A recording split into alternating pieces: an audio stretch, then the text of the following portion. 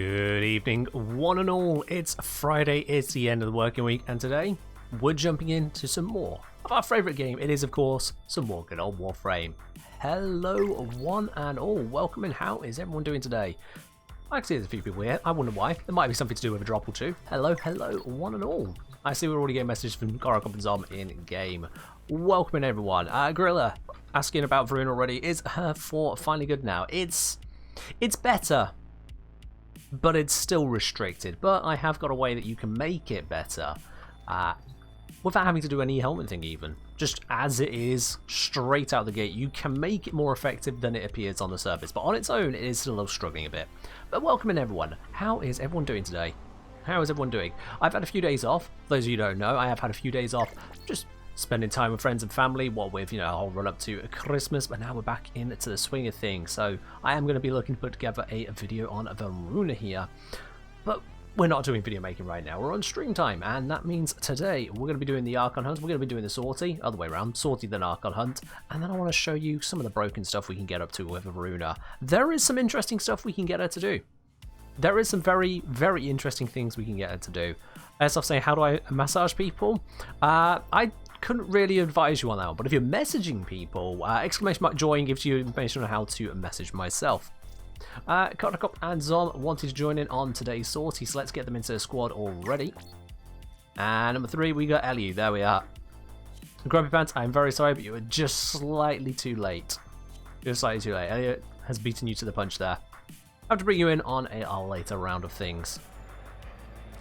Also, chat, as the bot is dutifully saying to everyone who is asking it, there are drops today. They are starting about an hour's time from now, so they'll be running from 8 o'clock to 9 o'clock UK time. That is literally just shy of an hour from now for when that starts, so stick around and you'll be able to get the most out of it. Zaki is asking, what weapon do I suggest using with Jaya? Your favourite crit weaponry. Basically, it doesn't matter what kind of crit weaponry. If it has electric, that is for the better, but otherwise just crit based weaponry is usually the best. Crit based weaponry is usually the best. And Snake Raider, thank you for the hydrate. Cheers. Appreciate it. Hello Rainuva, hope you're doing well today. Hope you are doing well.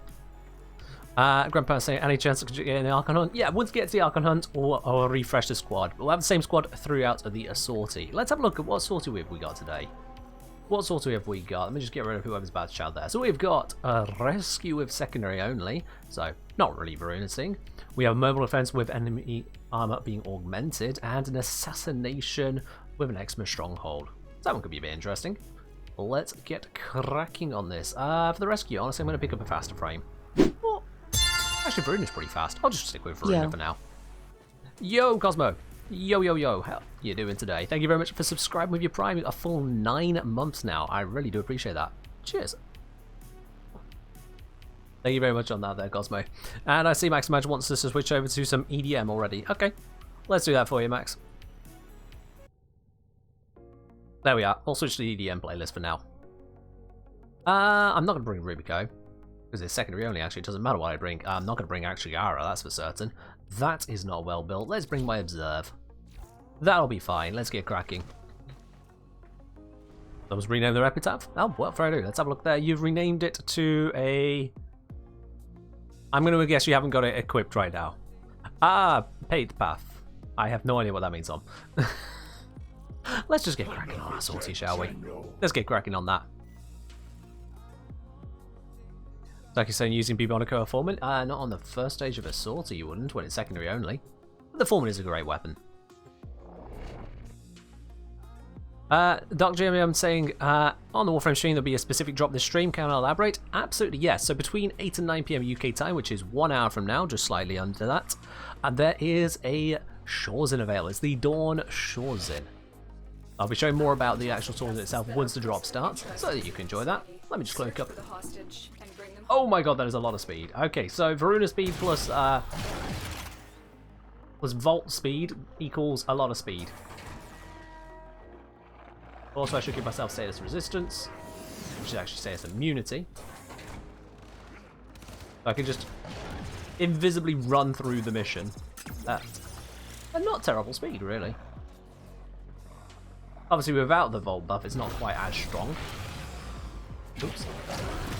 There we are. Once we've got the Volt buff, just The moment you enter the holding area, Run. you'll trigger the execution sequence. Rescue the hostage before it finishes. Oh, you do get stuck a little bit here, though. There we are. Gonna break the sound barrier like that? I'm not gonna break the sound barrier, but she is still pretty quick.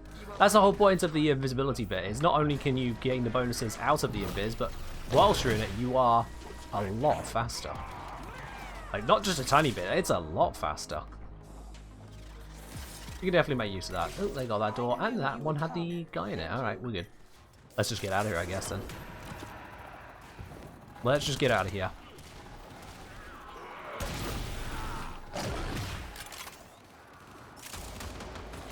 I'm going to keep on the, what do you call it? Stasis immunity, mostly because I don't want to just run out of energy running through a laser barrier or something, which can easily happen. Also means I can't get randomly knocked down or fire procs, but actually this is the end of the mission. Invis Voruna. Sure, why not? Hello Drift now. Hello FP, hello Firepower, how you all doing? What's the ticket for? So, on the stream here, every Warframe stream that I do, which is 2 times a week, we also have a Platinum Raft running towards the end of the stream. So if you grab yourself a ticket for that, you're in for a chance to win it, and I'll be contacting the winner here on Twitch. They just need to respond within 24 hours. If you walk away to grab yourself a cup of tea, or something else drags you away from the stream, maybe your cat decides now is the time you need to pet her, whatever is like that. If you're not there at the moment at the end of the stream, you still get the opportunity to claim your prize, as long as you respond to the message within 24 hours.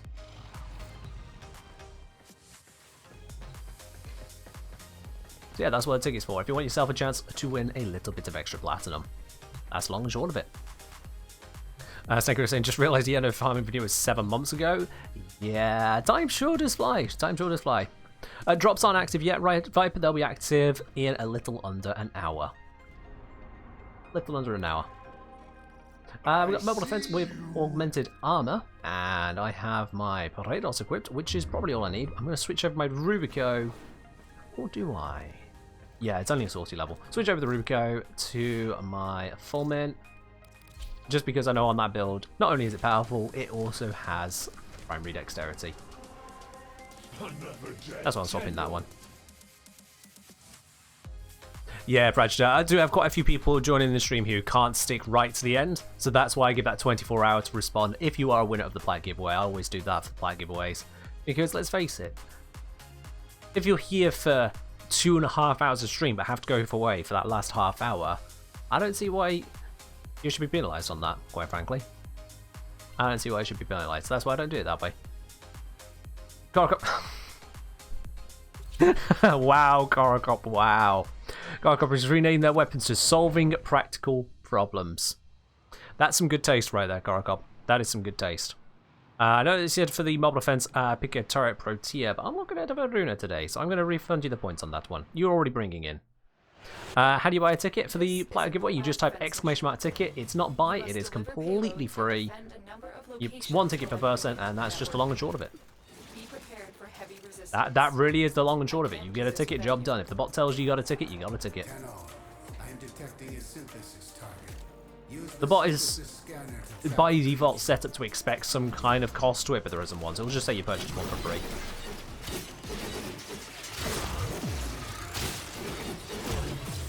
Let's activate this to start generating some extra goodies, shall we? Oh, these guys are having a good old dance on the floor.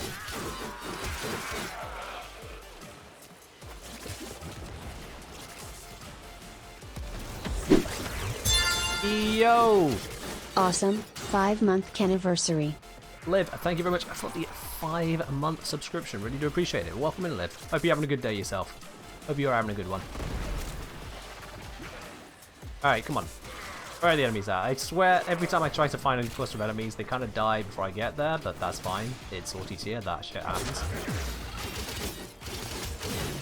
I will need to reactivate this, and there we are. That's a bit better.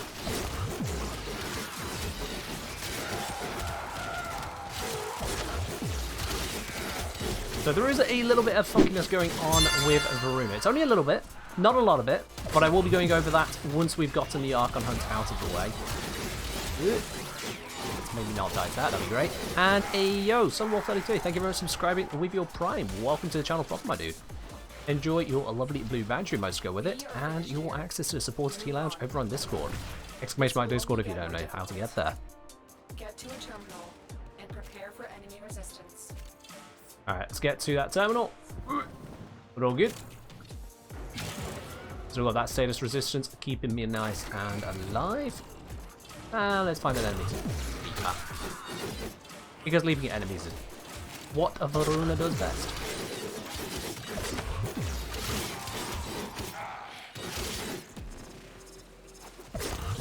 I haven't put out a build guide for Voruna yet because partly I wanted to wait for the inevitable changes that were going to come out for her, as happens with a lot of new frames.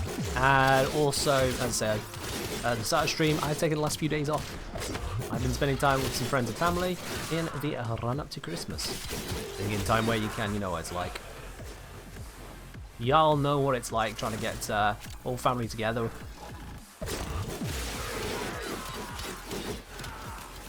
It's a thing.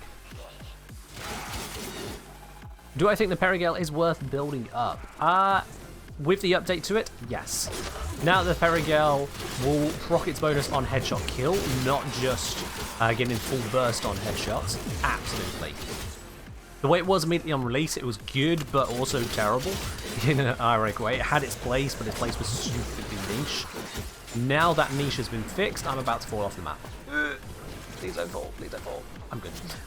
Yeah.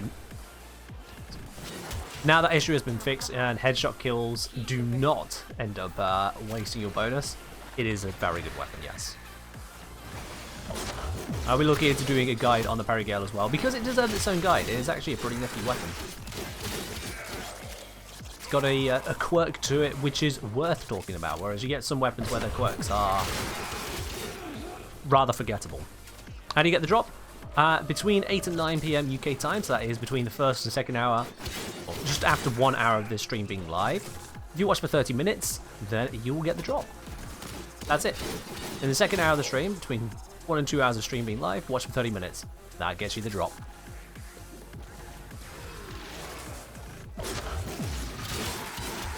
That's good to hear some more, that's good to hear. But the right video has managed to clear up an argument for it.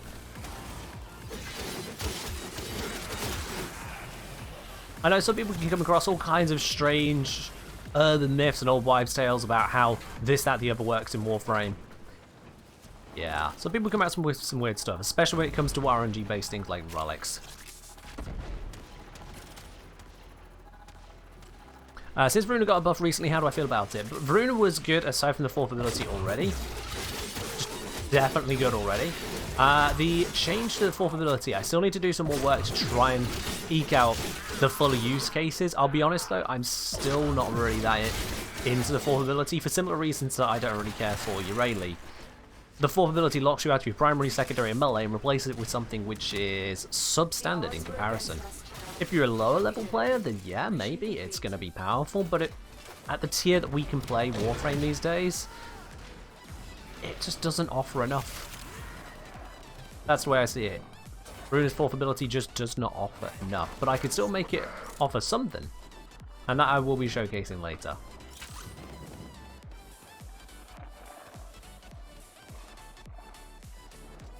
I'm doing alright today, Mega Beast, thanks for asking. Hope you're doing well yourself. And Cat Tonk, cheers. Appreciate it. Prediction time. Thanks for the reminder, Karakop. Yeah, absolutely. Let's get the prediction up and running. We're about to go on to the third and final mission of today's sortie, which means we're about to have a sortie reward, and that means you can get yourself a few extra blue spanners, those channel points at the bottom of the chat window. So if you make a prediction, what reward are we going to get from this sortie today? Is it going to be a NASA sculpture? Is it going to be a ribbon, a booster, or something else entirely? All 10 options are listed there, and make your prediction. You can go with as many or as few spanners as you like, not just default 10, you can set a custom amount. And if you're right, well, you're going to be enjoying yourself a lot of extra spanners, because there's going to be a lot of wrong people. Always is. That's what happens with those 10 options. So you don't need to just type it in chat, you can click the predict button or open up the blue spanner icon to get to the prediction there. Pop in what you think it's going to be. But your spanner's what your mouth is, really.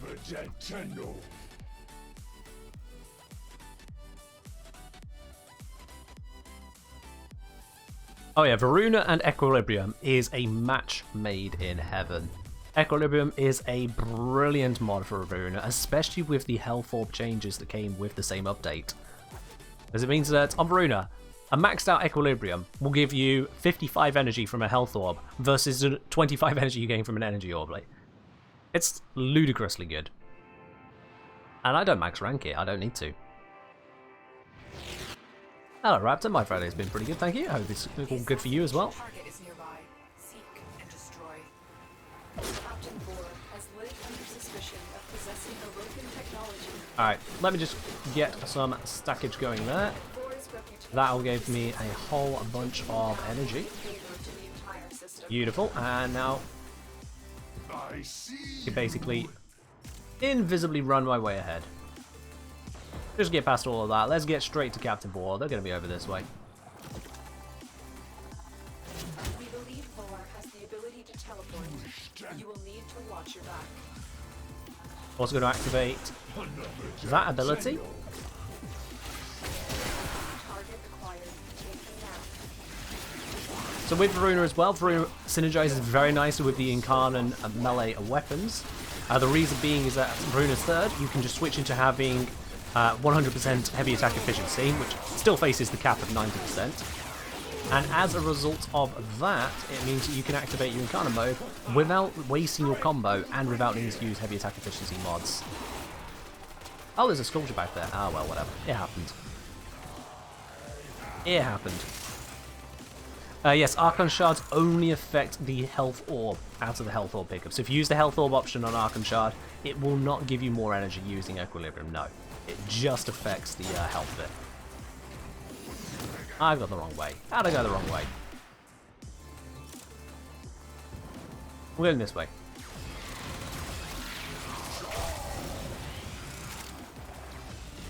Oh, that is beautiful speed. Ugh, and I'm getting stuck on everything as well, but it's still beautiful speed.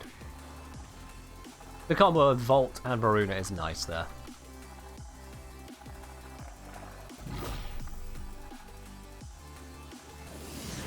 Alright, let's see. What do we get from today's Sortie chat? What did we get today? Today's Sortie has rewarded us an Anasa sculpture. Yeah. I don't know what else we expected there. 9 of you all expected that's what would happen. Grumpy Pants with 1,010 spanners thrown onto that one. You're absolutely right there, Grumpy Pants. Today, it's an Anasa sculpture. Today is an Anasa. So Grumpy there is getting back, what, like nearly 5,000 spanners, I want to say? That's a few. That is a few right there. There you go.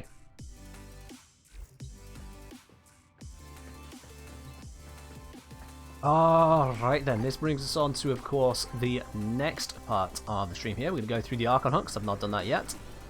With that, we're going to get ourselves a fresh squad setup. So Karkop, Zom, and Eliu, thank you very much for joining in. It's been a pleasure having you here. Grumpy Pants wanting to take a slot, absolutely. And we've got Airsoft Sniper wanting to join in on that. Welcome on in. And Chocodika, if you wanted to join in as well, because you were in the invite listing there, I'll send you that message as well. Nope. Close off the Karkop tab, close off the Eliu and Zom tabs. Archon, it is indeed the Archon. Yep, there we go. Cool. We got ourselves a squad. Cosmic Archon say, hey Ken, what's your latest in Archon one-shot? Couldn't stop thinking, why Evara and not Harrow? So the reason for Evara is because Evara's invisibility also gives a headshot damage bonus. So that improves on the amount of damage in a very powerful way. Also, Evara's invisibility means that Evara can very easily line up the headshot because the enemies have no idea where you are. You can take your time to process the mission, get those kills exactly how you want to. Whereas for Harrow, you've got a little bit more work to do to be not dead. Welcome in though, Airsoft, Grumpy Pants, and Jokadika. We're making full use of the crossplay we got going on these days. And let's see, what have we got for the missions this week? We have got another mobile defense, we have an excavation, okay, and then we have the showdown, of course, against Moriel. Lovely jubbly, let's do it. Let's do it. For the mobile defense on the higher tier, I'm going to switch out to Voruna, just so we don't get too much Voruna all at once. Let's mix it up with... What about a bit of Zaku? I don't use Zaku all that much. Let's go Zaku. I'm going to bring out Glade Prime, just so I got the really powerful Blapper in the process there. Let's put on a little bit of Gumadure. Why not? And Carriel, let's make sure Carriel has their weapon now. For some reason I keep forgetting to put that weapon back on. But this should be all good. Make sure the damage type isn't anything stupid on here. It is not. That is excellent. That's everything we need. Frost, please. I might use Frost on the next one. Maybe. We'll see. The mobile fence. Let's get cracked with a Zaku run. Right. My default Zaku bid should work. Might not work, actually. I don't remember what I have on it. We'll see. I might die. I might die. We'll see what happens.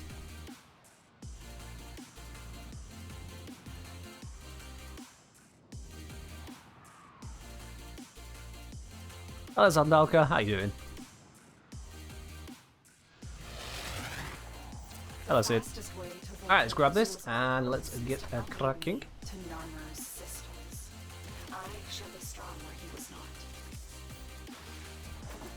I've got to try and remember exactly which ones of which abilities of Zaku's are the ones I want, but we'll figure that out.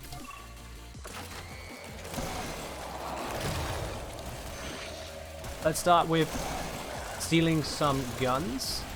There we go.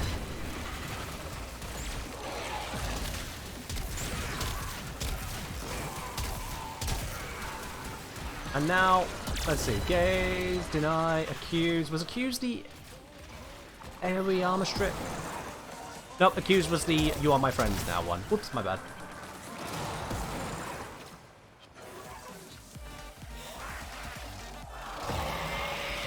There we go.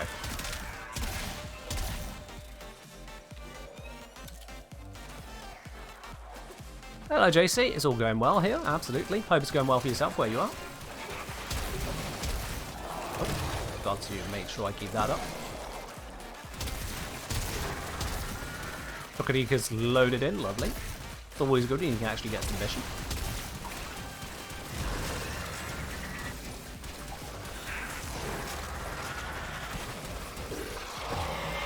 Pop that on this, reduce the armor of everything nearby.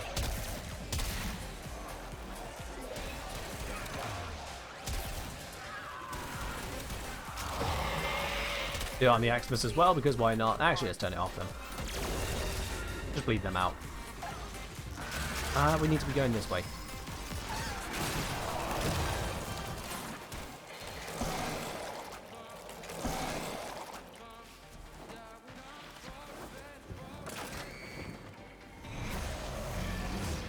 Yeah, max match. I don't have a build guide yet for Voruna. I haven't put that one out as yet. Simply I've just not had the time to. But we have got the how long does it take to farm Voruna. Because of course, I'm sure everyone was asking that question as well. I'm sure everyone was asking that question, even if it's not as widely covered. Okay, goodbye. I'll be honest with you, kind of losing track as to which abilities are ragdolling them off into the distance there.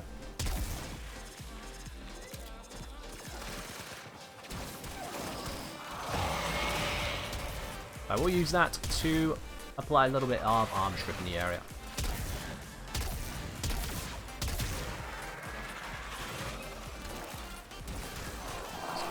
This up.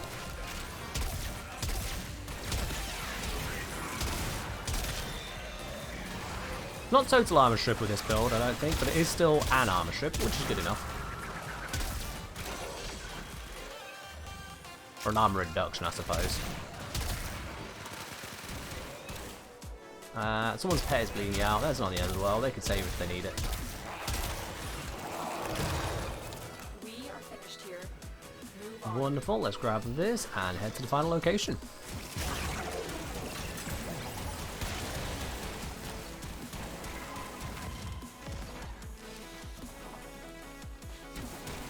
Oh, it's a nice and open area. That's good. That should make it a little bit easier to target things.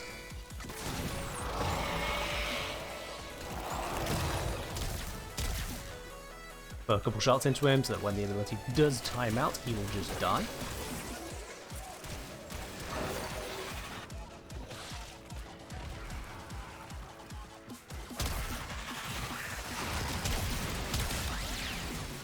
Tell you what, I'm gonna pop a deny down here. Get a few enemies on our side. Mess up the enemies a bit more.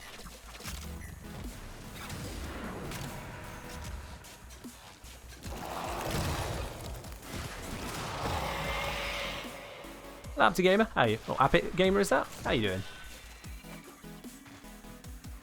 The drops aren't quite active as yet. They'll be active in a little over half an hour's time. Little over half an hour until the drops turn on. And then you just watch for our farm. There you go. One Shawson for you. And it's very specifically this Shawson right here. This one right here.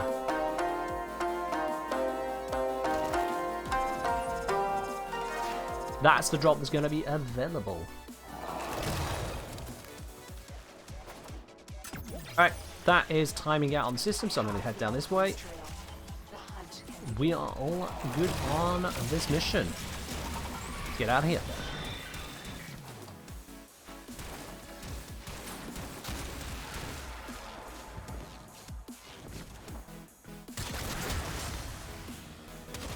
Dragon Blood, cheers. Appreciate it. As I'm saying, I think Arcane Blessing is shooting for health tank builds on frames like Legend of Voruna. It's got a place, I suppose. I haven't looked too much into it as yet, although I'll be honest, with the fact that Arcane slots are so very limited in the first place, and you can get things like Arcane Avenger, Arcane Energize in there, it's already a bit, Mr. Frostkitty, thank you very much for subscribing with your Prime. Welcome to the channel proper. Enjoy your lovely new blue badge emotes and your access to the supporter tea lounge over on my Discord. Gamer saying, did the math on Primary Frostbite. It gives 90% multi shot, 120% critical multiplier. So that saves 2 mod slots if you're going for a specific build. I mean, saves 2 mod slots? That's an interesting take on it, I'll be quite honest with you. That is an interesting take because if you have a look at the bits and pieces we got here. Also, Toby SBR, thank you very much for subscribing with your Prime, dude. Welcome on in. Oh. Just to the two of you there, enjoy your lovely new blue badges. Yeah, we'll go with Primary Frostbite here. You can get up to 40 stacks, 120% crit damage, 90% multi-shot. You say it replaces 2 mods, but the thing is that 120% critical chance is a lot lower than crit chance on a single mod, like Critical Delay.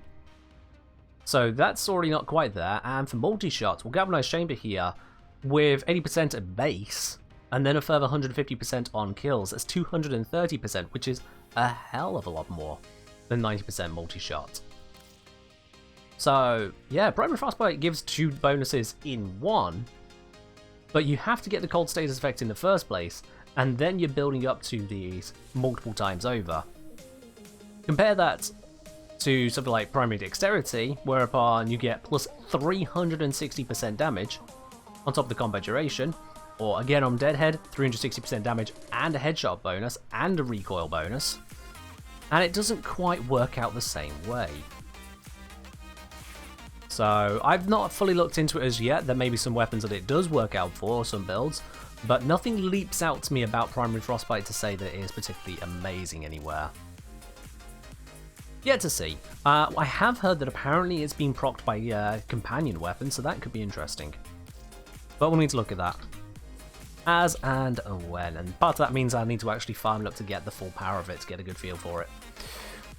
Alrighty, let's pop on to the next mission. I think this Corrosive Projection Frost might do some work. I've got no defenses though, it's just got Rolling Guard and Molt Reconstruct. Could be a bit spicy to use, but you know what? A little bit of spice can go a long way, so let's do it. To help myself out on that, I will actually switch over to Vazarin. Then I can use the, what's it? Where is it? Well, I've got the instant revives as well, that's useful. Where is it? Protective Sling, there we are. Allies touched by Void Sling, guaranteed immunity, that's the one. That's the one I'm using here.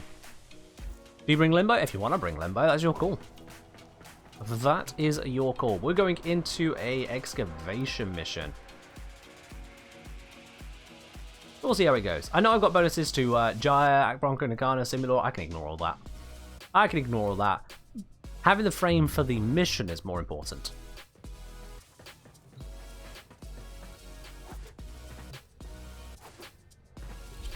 I'm going to say, I believe it matches the crit damage mod. What matches the crit damage mod? What crit damage mod? Because wasn't the arcane crit chance, not crit damage?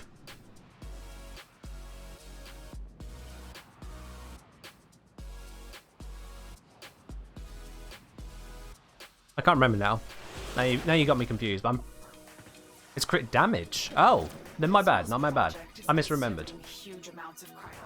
If it's crit damage, then that's more important. Yeah. Crit damage can go a long way. In the hour of my sacrifice, you turned your face away. Get a little bit of invulnerability going. There is no place for you in the eternal fields of Tau. Use that rolling guard, get us on location. No globe. I've got a little bit of efficiency to help out. But the main thing with this is I've also got total armor strip on top of the freezing, which will make it a lot easier to deal with the enemies. The only downside is that I kind of don't have a lot of energy, but there we go, I just propped it. The decent range AoE, anything that gets slapped by it loses its armor, which should give us a lot more work to work with. You see, these guys are all just absolutely destroyed. I just need to make sure I do not get destroyed in the process. That is the only vulnerability here of Frost. Frost is not the tanky boy.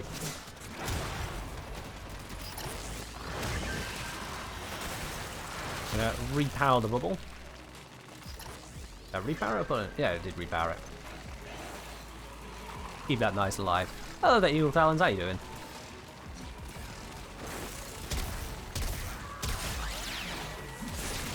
Take that one down. Bubble's about to burst. Ooh, there we are. Pop down another one. Keep everything devoid of armor. Now we should be able to hold this one pretty well.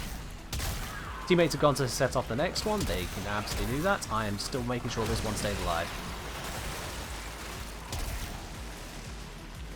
Hello, Matty. How you doing? Got hold this power cell for now. I can take that over to the next location in just a sec. Do we have a next location? Looks like we don't, so I'll just pop it over here for now. Get that defensive dome up. And let's strip the armor off of absolutely everything. It's beautiful.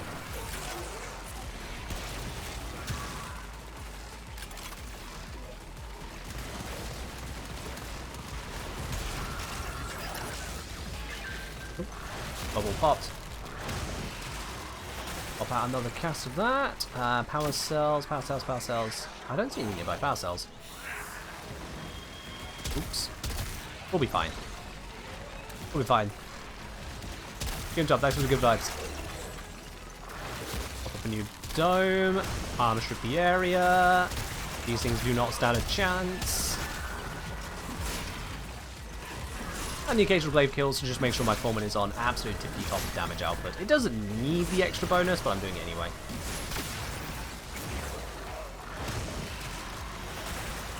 Because we're Gucci. Adam Mike, thank you very much for the bit. How are you doing today?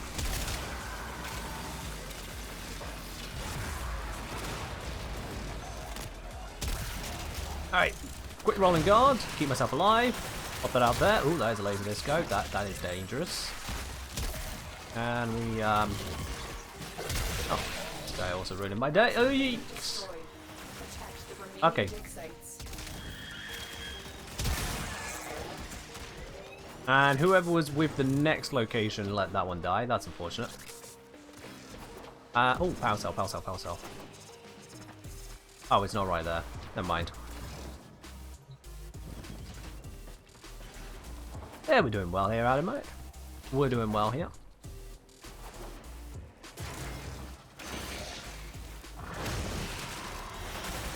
Find a guy with a power cell, that'd be great. I was really hoping to pick one up along the way, but it just doesn't seem to want to happen, does it? Thank you, Archidad, appreciate it. Excavator is depowered. I don't see any power cells. I'm just going to bubble for now. And Avalanche to at least weaken everything nearby. Hopefully, we will find... Ah, there we go. There we go. Everything is good. We got power again.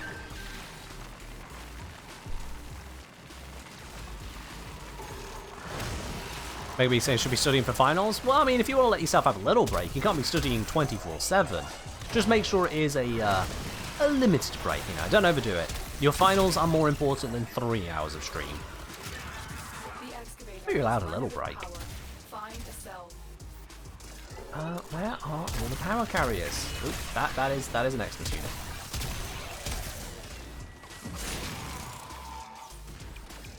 And that is a grenade right on the excavator. Let's just freeze everything nearby so don't do that twice, thank you very much.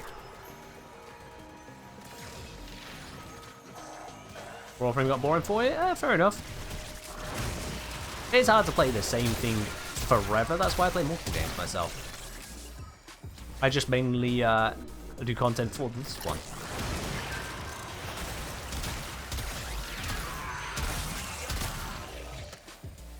Alright, D is fully powered, E is halted, so let's give you a little bit of juice. And a bubble. A little bit of defense goes a long way.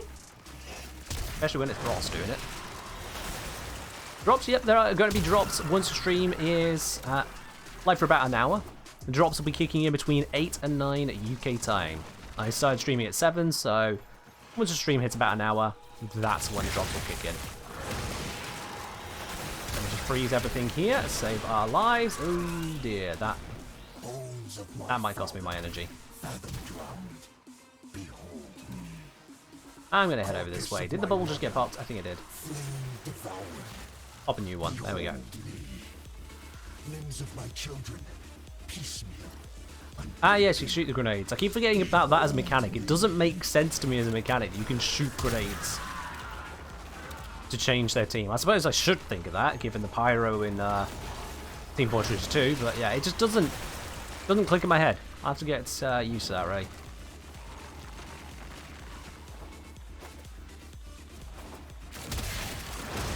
Normally speaking, if you don't have Grendel there, then you're a bit screwed.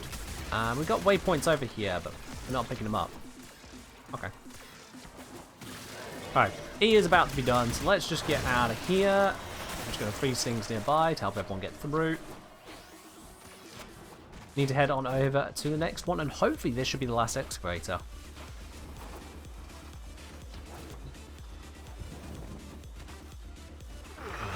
Pop a bubble. Didn't mean to do a freeze, but hey, I have a freeze up. We're all good. And we're fully powered as well. It's excellent. Voruna is broken in a good way. I'll be showing you guys that after the Archon Hunt, don't you worry. Voruna is broken in a good way. I'm curious as to why D chose to set her up this way. And when you see it, you'll understand why I'm curious as to why they've done what they've done. But in the end, it works out for us. It means that we get a spicy frame with some interesting synergies. Too strong is also bad? She ain't too strong. No. She's strong, she's got some capable interactions, but she isn't ludicrously powerful. It's not like you can just press one ability and wipe out the entire map. Barrage. Let's pop a new bubble down, so last one is popped. One's pet is dying. And set that. They can deal with that if they really want the pet alive. I'm keeping the objective alive. Drop start in about an hour. No, Ray. That is wrong. Drop start in about 20 minutes from now. Very, very different. If you arrive here at 1 hour from now, you'd actually be too late. Because you have to watch for half an hour. Do I have any offhand advice farming Grendel parts? Some ones, but it's quite difficult. One, running a team. Because then, first of all, you don't have to spend as much on the locators. One person can buy one each, rather than each of you having to buy all three. Two, some of the later frames that have been released are ridiculously good for it. Because of how strong they are without needing mods. Protea is amazing. Protea does an incredible job of the Grendel farms. Lavos does pretty well. Hildren with Augment on it can do pretty well as well, or just as is. Those are the three big ones, I'd say, but mostly party up. party up will make the Grendel farm a lot easier.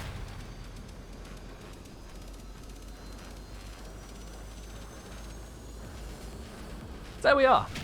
A typical Frost taken into a Archon tier excavation mission. It works. Who says Frost ain't a defensive frame these days?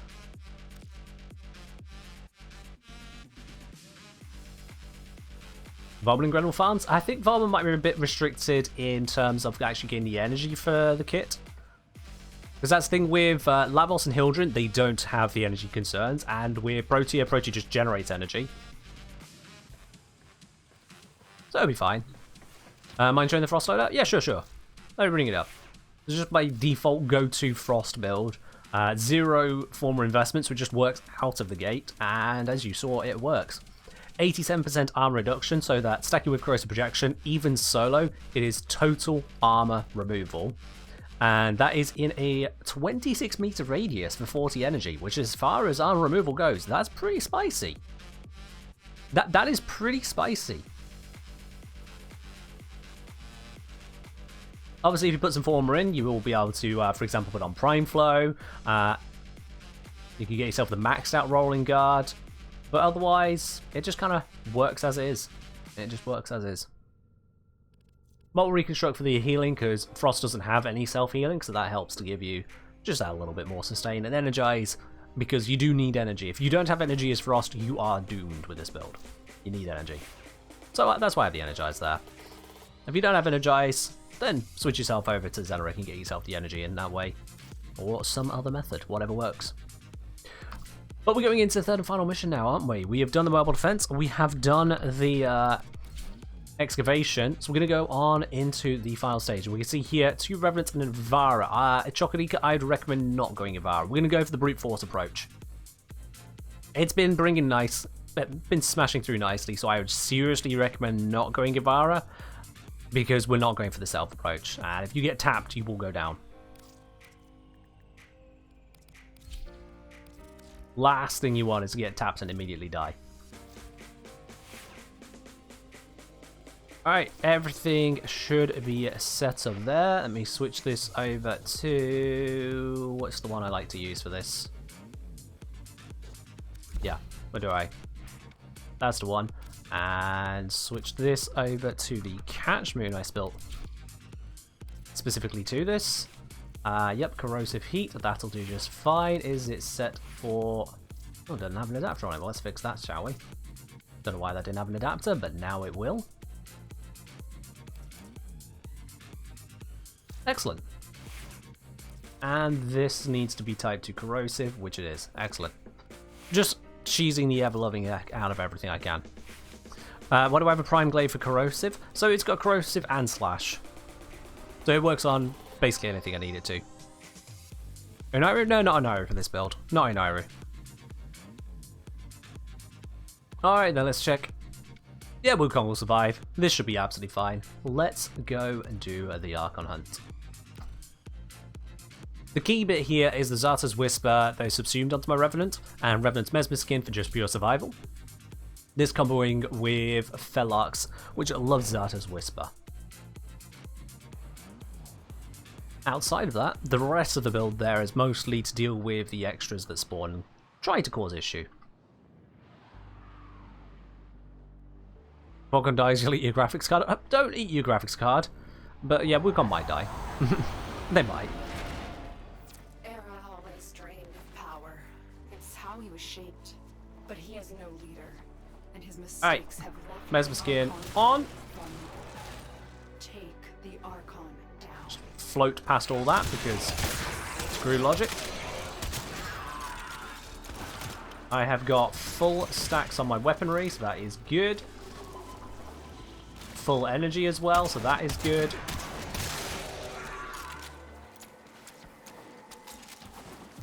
And we're on location. Just wait for the rest of the squad to arrive. Hopefully not too long, so that I can still use all of my stuff. Excellent. Hello, Boreal. My carrier is shooting you. Got him. I was a bit out of range for the headshot, for the one shot, but got him. I don't know why he spawned so high up, to be honest with you. Don't know why he spawned all high up.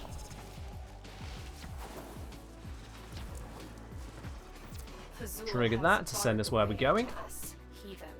Oops, didn't mean to do the hard landing, but it happens. Should allow you to deceive the barrier.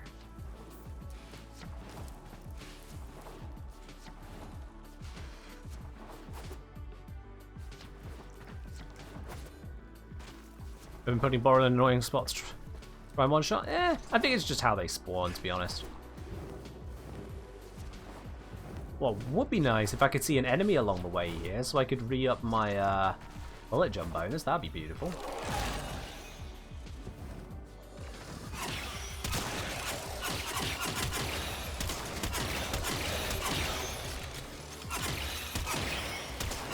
It was still keeping you alive. Oh god damn it, I missed every shot. There we are. Alright, we're Gucci. Let's go.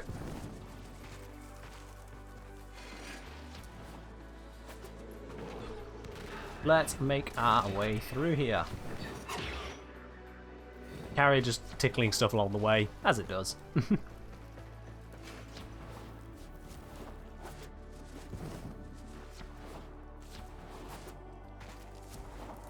Again, no enemies between here. Oh, there we go. There's one. Didn't get the headshot. I was hoping for the headshot for the bullet jump, but not on this time.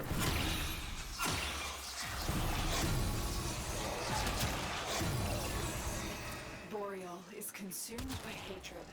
That's active. Let's get these headshots. I apparently got a headshot, not a headshot kill there. Provides him easy Oh. targets for that vengeful spite. That guy just did not want to come towards me. There we are. Got one stack of deadhead. I'll take one stack at least.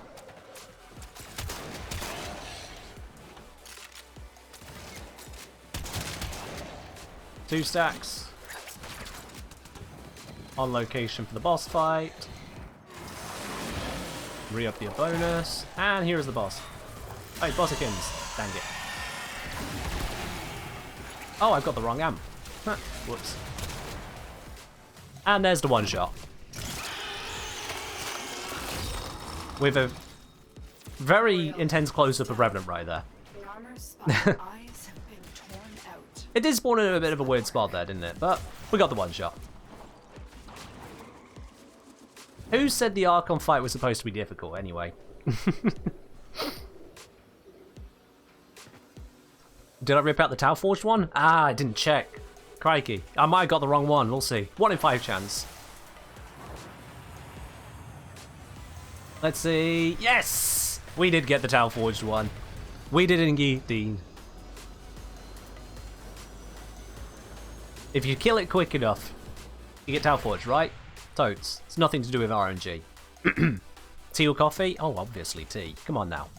Does this accent sound like I drink coffee? Definitely tea. But there we go. Pop another Tau Forge onto the pile. I think that's my 5th Tau Forge now. That might be my 5th. GG's all right on that squad. Thank you very much for joining in on that one. Let me see here. We go to Archon Shards. Yep, 5th Tau Forged. Lovely. I can do a full Tau Forged frame now, chat. I can do a full Tau Forged. Alright then. But that aside, oh, Chocodika's first towel. There we go. Chocodika, enjoy that one. Killed every Archon still at 0. Yep, and that's why the RNG should be fixed. What Archon are we on now? Like 14, 15, 16, somewhere around there? We can't be more than 16 Archons in.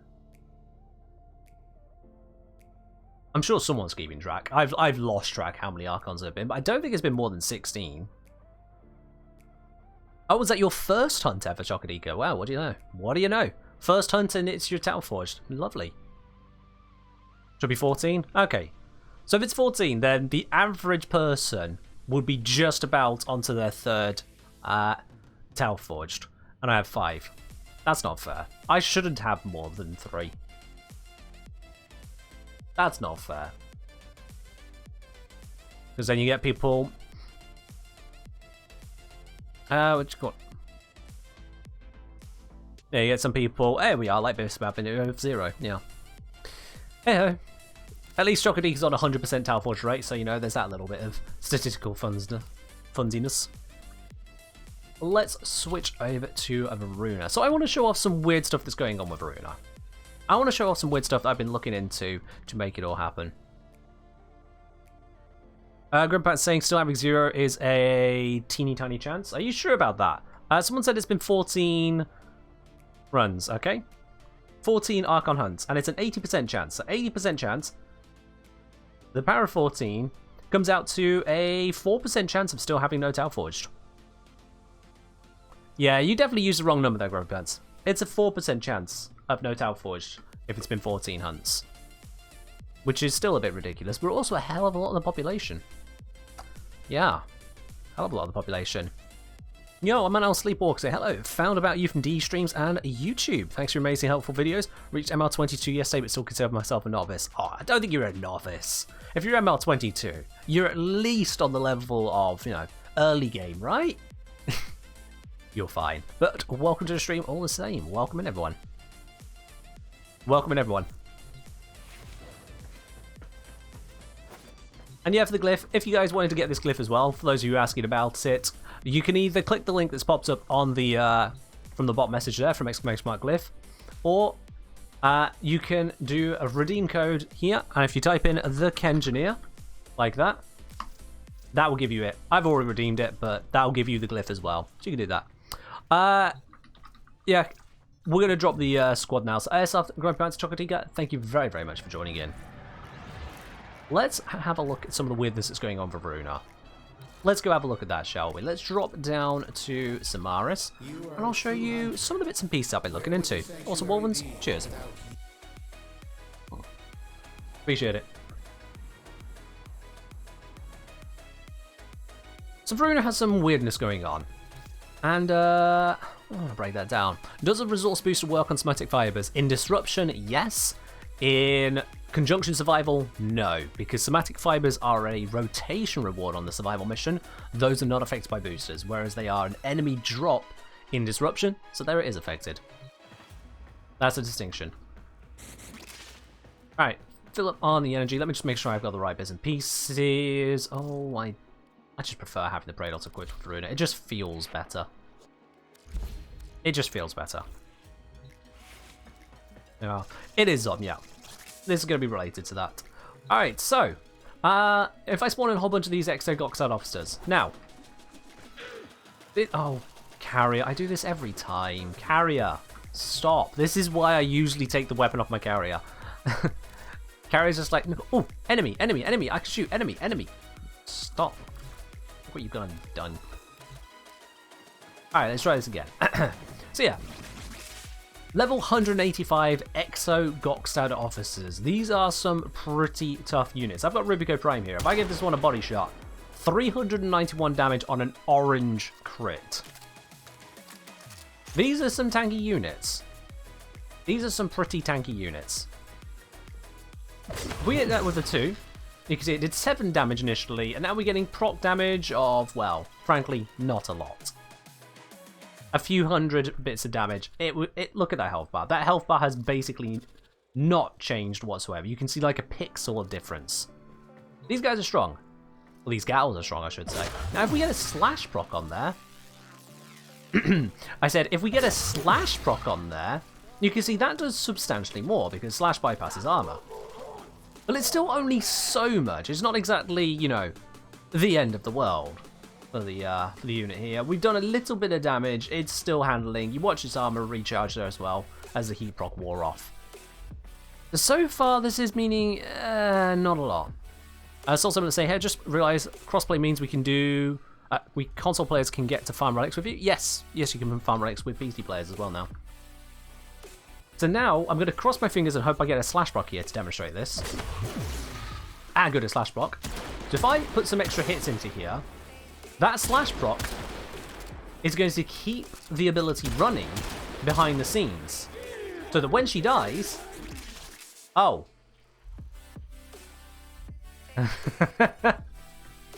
They all just died. And this is the crux of the funkiness going on with Voruna. And I'm going to have to break out the notepad for this one. I'm going to have to break out the notepad to help y'all to understand what is going on here. Okay? Let me just get a notepad up onto the screen. So, Voruna's 2, and if you hear the whistling, that's Voruna. Voruna's 2 applies, oops, that's how you spell it, applies 5 status procs 10 times. We all know that. If you kill the target, those procs spread. We all know that. That's part of how it works, okay? But here's the interesting bit, is that visually, visually, it doesn't appear to spread other procs. However, in truth, it spreads all procs of the matching type. Weirdly. It doesn't just spread them though, it's not like a pure mecha set. This is where it gets really, really weird. What I just did there is the more extreme example, but in the basic version, if you apply, say, 10 slash, and then you kill the enemy, what happens is the ability will divide your slash procs total DPS by 10, by the number of procs. So it takes the slash DPS, divides it by 10, which gives us some number. It then deals that as damage to give you 10 slash procs of the same DPS. And I don't know why the game does it this way, but this is why it gets really, really interesting. Because you see, if you apply those 10 slash procs, or whatever status type you have to match, against a target, and then hit them with the same type of proc, it gets very crazy. Can you see that again? I'll be showing you a video I've saved of the most extreme example in a moment. So let's say the ability's done 10 slash procs of 87 damage each, which by the way is base strength, that's what you get, you 87.5. And then you apply 1 slash proc of 10,000. When it spreads, it'll take that 1,875, technically, this is 87.5 at base strength. It'll take that slash proc DPS, it'll divide it by 11 to get whatever that number is. I'm not doing the math right now on that one. You see where this is going. It then takes that same number, multiplies it by 10, and that's how many. That's the DPS of the new procs. How to use ticket? You type into chat !ticket. The bot will respond to you. Here you go. You got a ticket.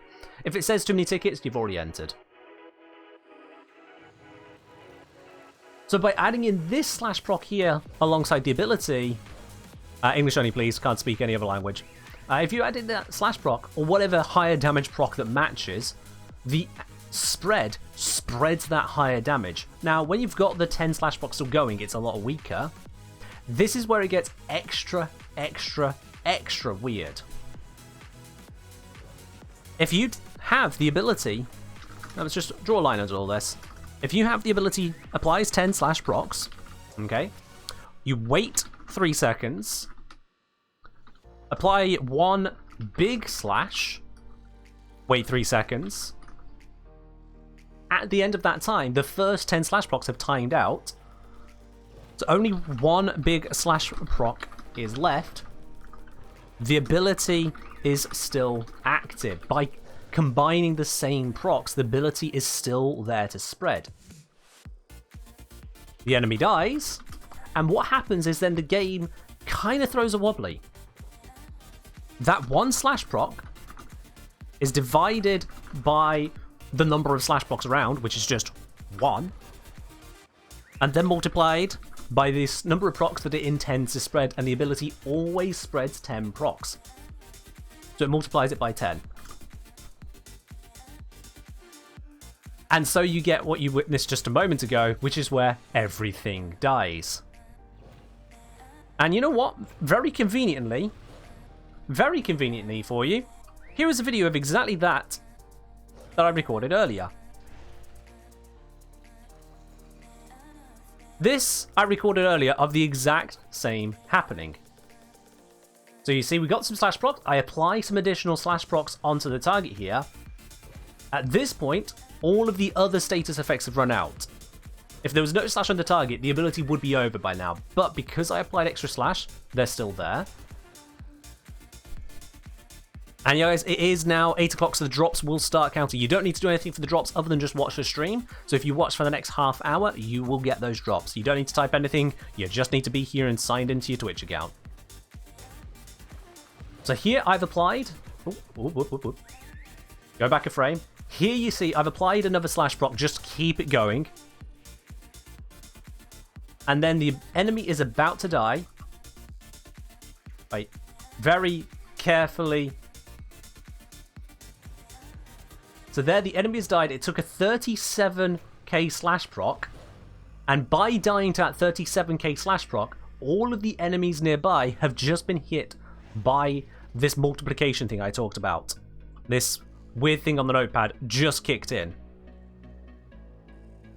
And if I tick this along, as they're falling, the damage procs is still on screen. The damage hits. Boom. You could just about see the Exogoxad officer at the back there had 10 slash procs. Not the 1, 10. And I just hit them for 375,000 pure damage each. AoE radial attack.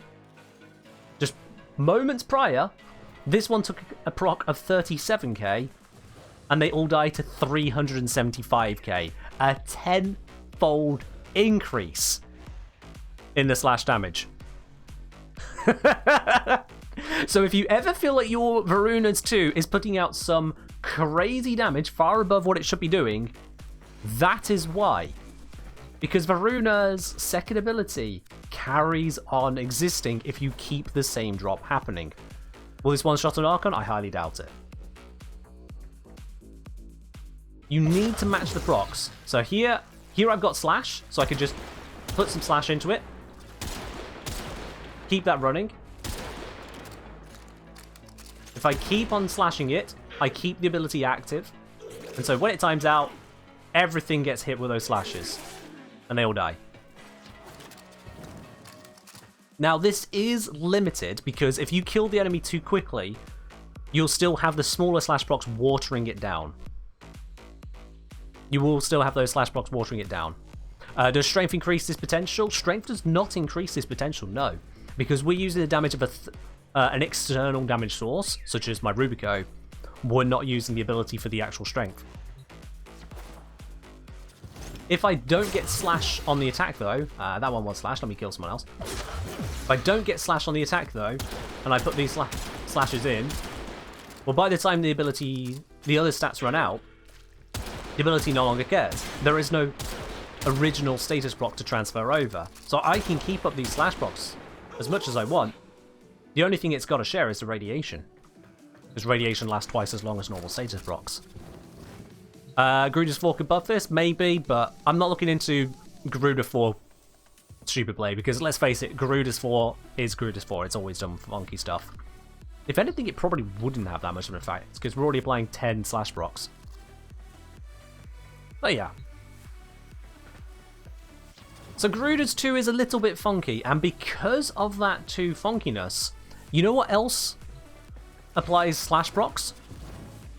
Is Warframe drops on? Yep, Warframe drops should be active. They'll be ticking through. You don't need to do anything for it. It's just 30 minutes of watching the stream whilst you signed in. So here's the thing. You can do that with electric damage if an electric proc happens on the 2. You can do that with heat damage, with toxin damage, with gas damage. If they proc on the 2, you match that with a weapon. With Ulfrin's Descent is another source of slash damage. Now, Ulfrin's Descent is a mediocre ability. What about Glaive Prime? Yeah, Glaive Prime is also a source of slash. You can do that, Grugas. So this is another source of slash. And if I just kill off the old enemies, make sure there's nothing lingering over from what we just did. That did not proc slash. Let me try that again. Slash, please. There we go. We got a slash. And now I'm going to use this on it. The ability in itself is really not doing a lot. But then it's spread to everything. and everything died. The fourth ability there comboed with the second ability to kill everything. So on its own, the second ability is good. In fact, it's great. On its own, the fourth ability is honestly lackluster. Immoru, cheers. But together, they become powerful. Together, you can actually get past everything. I'm still not a fan of the fourth ability, even with the slight buff it's had. It's nothing spectacular. But I can just prime them with a bit of damage, and then everything dies. The second ability allows you to extend your damage if you are dealing with stronger enemies. Combo it with a 1? Combo what exactly with a 1, Bricks? If you're referring to the fourth ability is not a melee attack. So as far as I can see, I can't get a bonus damage on it. Just can't. Yellow DOT numbers? So the yellow wasn't DOT, that was from the aura that the fourth creates when you attack. This isn't the Subsume Esprit, no. The Subsume is the third ability. Oh yeah, the one gives you a little bit of crit damage. You're right, yeah. Yeah, they hard-coded that, didn't they? But it's still nothing amazing. If I do that, slash happened, so let's smack, smack, smack, death, death. We still don't get the 3 times multiplier for kills on the 4 because the 4 doesn't count status kills, but it still works. What do I think of Expert Suffering with Voruna? Haven't tried it as yet. Could I maybe 3D craft a Pro Girl build on the fly? We'll look at that. Don't worry, we've still got time on the stream. We'll look at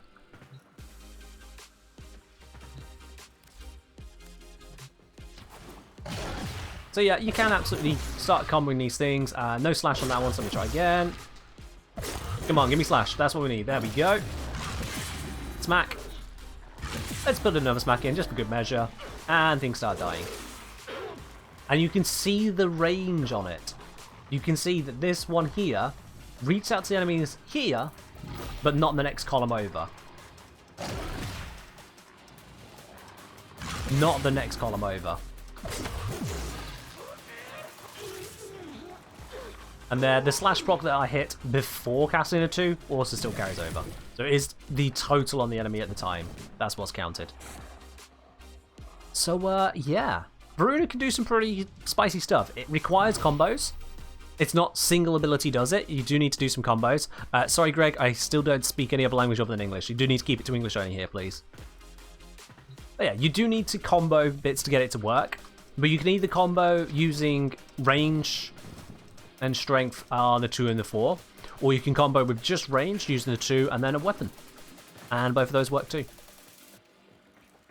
Now, I'm sure we're at what's 8 minutes, yeah, we're 8 minutes into whatever drop's going to happen. Alright, Greg, I told you it's English only. I'm going to have to time you out now. I'm sure you guys are curious as to what the actual drop is. Let me show you guys in action what the drop is, by the way. Let me just grab that. I'm going to pause the music a moment. Let me just grab this little text file I've got hidden away.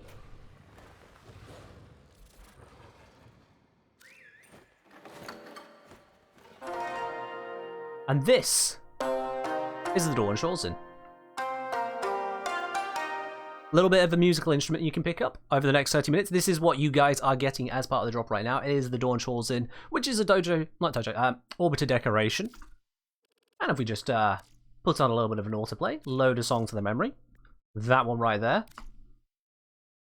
And you can enjoy yourself one of the most recognizable tunes in Warframe. Now, I don't recommend sitting around in a mission in the middle of a defense objective and just kind of playing this, but it is something you can do whilst the mission kind of happens around you. This, by the way, comes from the Incredible Buffoon. Oh, what's that? Atomicanical? Thank you very much for subscribing with your Prime. Welcome to the chat. Welcome, welcome. I enjoy your lovely blue badge, you enjoy your emotes, and access to the supporter lounge over on Discord. So if you do !shorts in, you get a link to Buffoon's channel, because this is where I've got that from. They have put together this particular code and plenty of other ones. They are a music mastermind. Esri saying Cold Below is still better? Oh, okay. Let me just, if I head on over to here 1 second. Sleeping in the Cold Below, eh?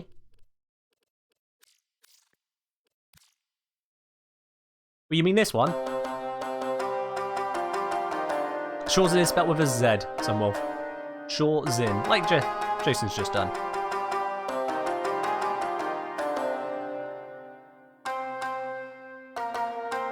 So yes, I'm not very musically inclined. I'm not that talented on it, but Buffoon is. Buffoon knows how to put this stuff together. So the drop that you are getting in this half hour is this Shorzin right here, and you should definitely check out how to get the most out of it with Buffoon. They really know how to do it. I'm not going to let this play forever because this takes like 6 minutes to go through the whole song. I mean, we can get a few extra notes. What's a good build to use if you must Shores but still want to help? Wukong, probably. Let the game play it for you.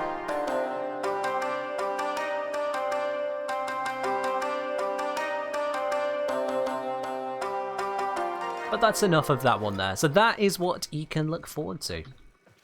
I should say, I don't think I've encountered this song. No, you haven't yet. I know where you are in the quest line. You haven't done that one yet. I know where you're at. All right, let's get the other music back up. In fact, I say that Pinnock wants some rock. So we'll switch on the rock now. Let me just go grab that playlist. There we are. So, yes, indeed, chat. If you are looking to have yourself a little bit of a musical fun times, the Dawn Shorzin is the drop currently available. It's ticking down right now, so you guys will be able to look forward to using that one for yourselves.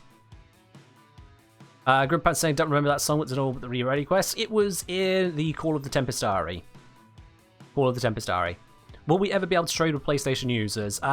D are working on cross-trade. It's not a thing yet. They have no timeline on when we can expect it, but it is something they're working on. They have said they are looking to make that happen in the future. We'll just have to wait on news on that. How's Voruna? Voruna is amazing. Voruna is an incredible melee frame. Truly incredible, guys and gals. Like, seriously. The first ability will allow you to reposition, go invisible, and when you pop out your invisibility, you get bonus crit damage on your melee attacks. Fangs of Raksh is basically the ultimate answer to how do I make Condition Overload as powerful as possible, by applying 10 stacks of 5 random status effects onto your enemies. To remind you as to why that's just so good, Condition Overload, which is apparently not on this build. Alright, because I'm on the, it's this build I have it on. There we are. Condition Overload plus 80% melee damage per status type affecting the target. So with 5 status types, that's 400% melee damage bonus. Prime Pressure Point, for comparison, is only 165, so that is a huge bonus right there. On top of the fact that it can proc any of these status types, which can include viral, it can include corrosive, it can include heat, it can include magnetic, the whole shebang. All the stuff you can mod onto a normal weapon. Lycath's Hunt can give you health and energy orbs consistently. In fact, with every melee kill, it's a health orb, and those have been buffed. And with every headshot kill, it's an energy orb. A lot of health orbs means that Voruna can tank very nicely as a health tank, on top of the fact that you are just pouring out energy using Equilibrium. And then Orphan's Descent is a thing. If you're on low level missions, or if you don't have very strong mods, then this becomes more powerful, by virtue of the fact that your gear is less powerful.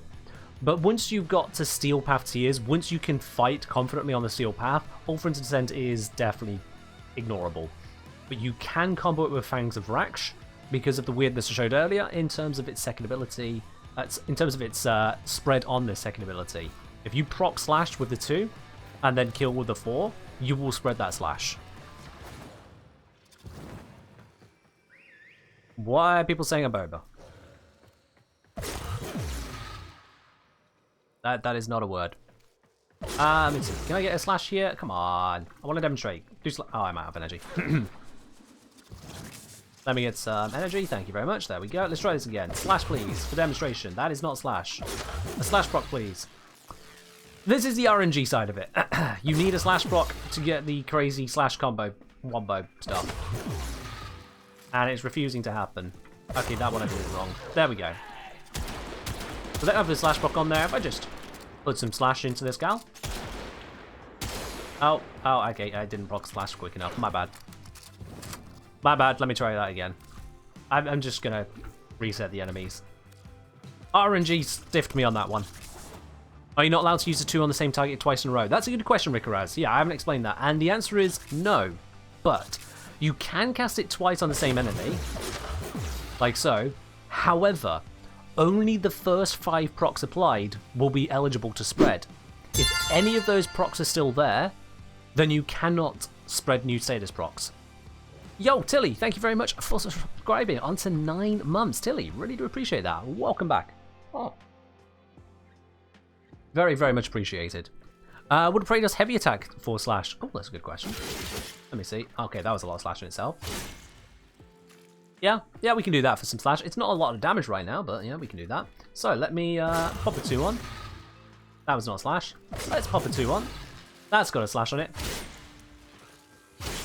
Let's do some heavy attacks. Yeah, that's not a lot of damage, is it? I've got no combo. I need to keep the slashes up. I need to keep those slashes up. Then this works. And there we go. Because I kept the slash up, as soon as she dies, everything that was in range dies. You've devolved into a lurker? Oh, you've not devolved into a lurker. Just saying welcome back all the same. And Azrael, cheers. Does AoE slash or any other weapon matter? As long as it's slash, as far as I can see in my testing. Like, let's bring out... Yeah, let's bring out Glaive. It's a hell of a lot of slash. I'm gonna weaken it here. Whoever thought about weakening their Glaive? There we are. So let's take off that for the moment. And let's take off the... Take off Sacrificial Pressure. I'll just take off the Sacrificials for now. Just to make it a lot weaker. A 140 slash on melees anyway. Good point, actually, Dengrit. Good point. Yeah, I could use any melee then, can't I? Let's fix my Glaive Prime again. I can use any melee with the 1. So let's bring something that shouldn't proc slash ever. Yeah, that shouldn't proc slash. Alright then, cool. Let's give this a whirl. Oh, I should probably spawn some new enemies. I killed the last ones. And this isn't a finished build. I'm still working on Voruna. But this is just showing some of the weirdness, because I wanted to understand her fully before committing to a build. Wonderful, there we go, that proc slash. Oh, that didn't. That didn't. I thought I used the 1. Did I not use the 1?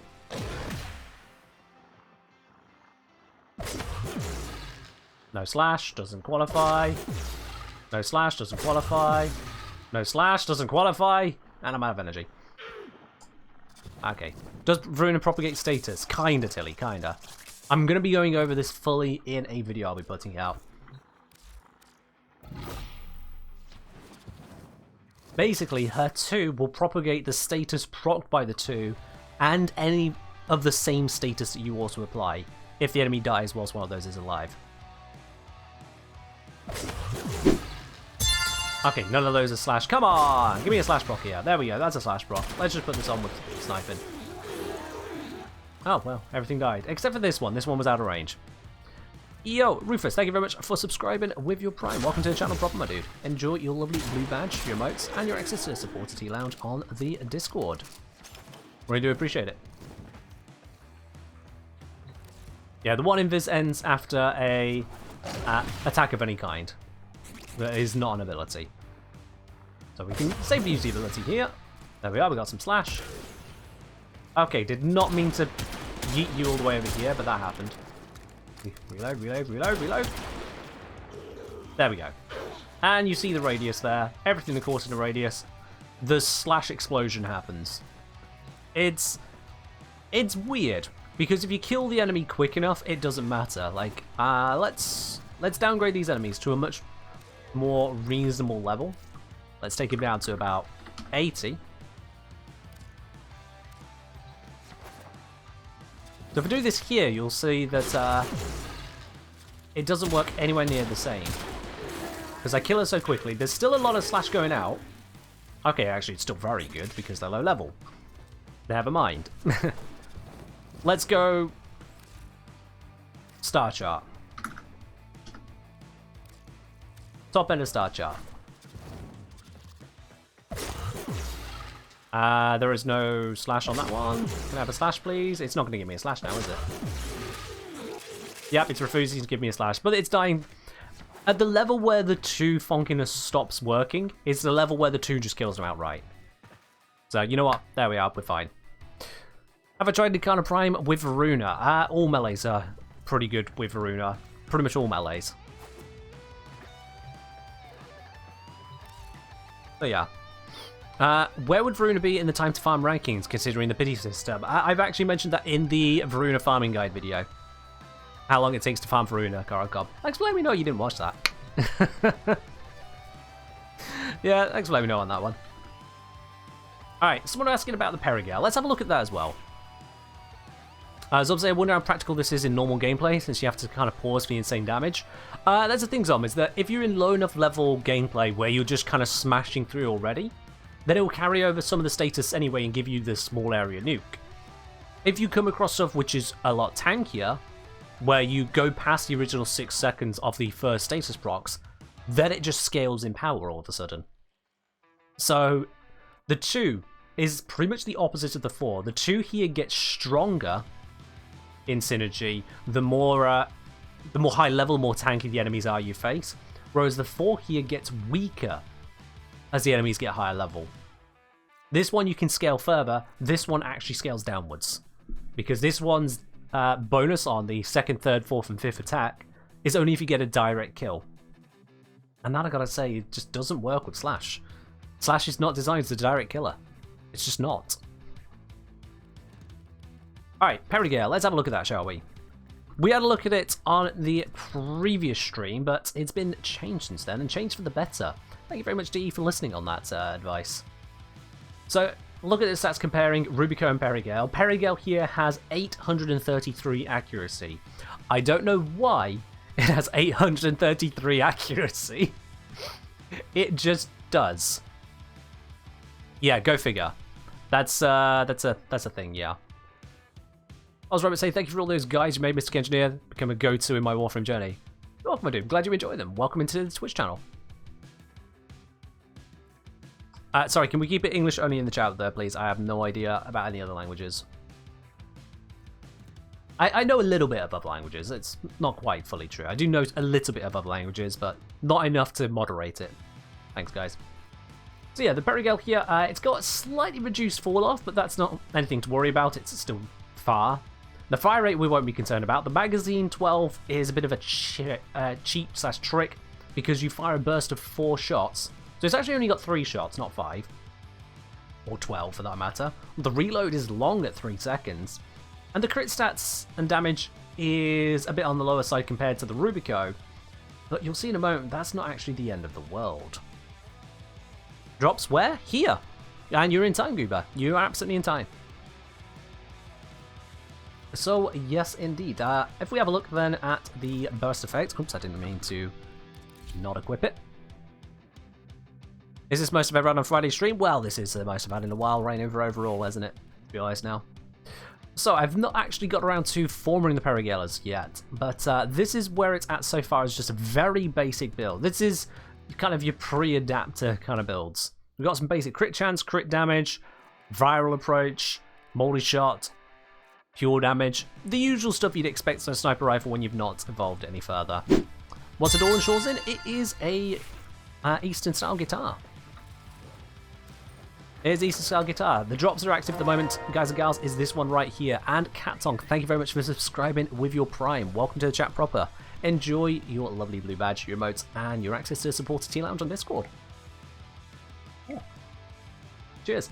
So yeah, this is the drop you guys are waiting for right now. This noisy little thing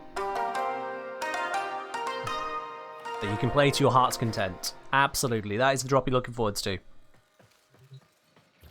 Alright, so Perigale, let's give it a whirl on this. Let's take these Goxhead officers, the ones that we were dunking on a moment ago. Let's bring them back in. I'm going to imagine this is not going to work out very well because these are very high level and this is not a fully built weapon, but let's try it.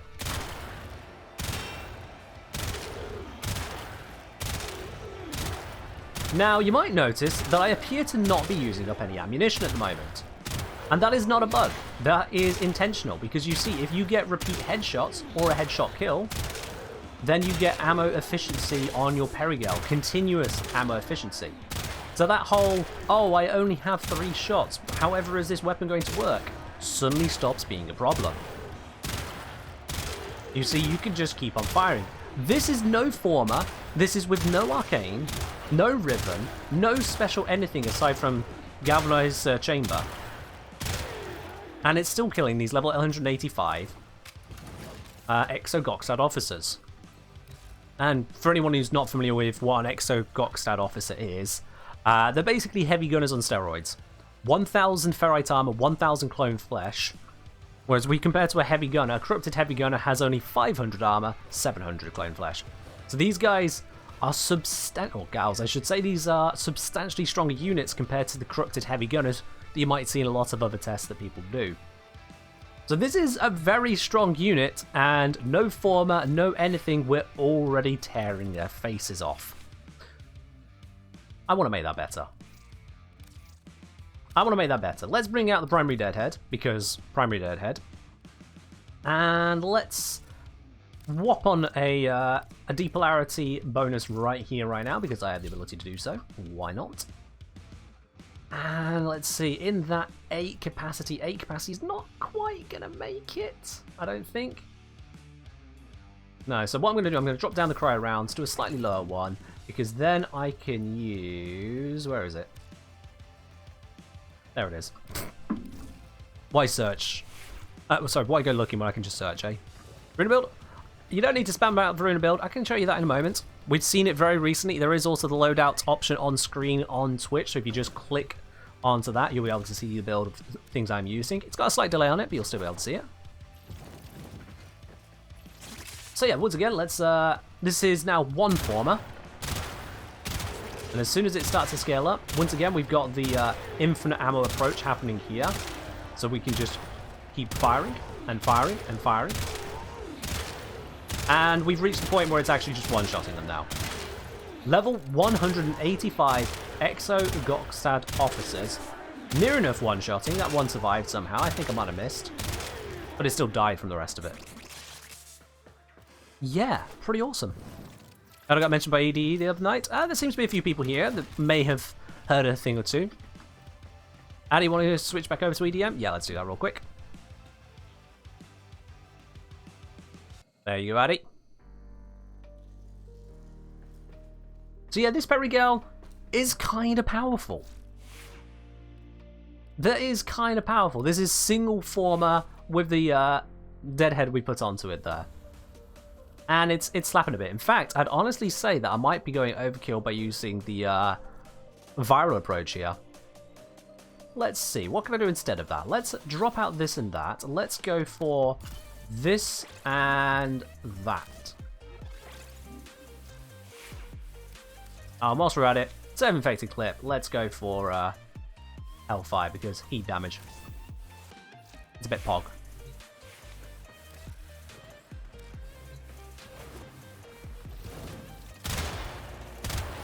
Oh, okay. Didn't intend for them to flail. That does make life slightly harder.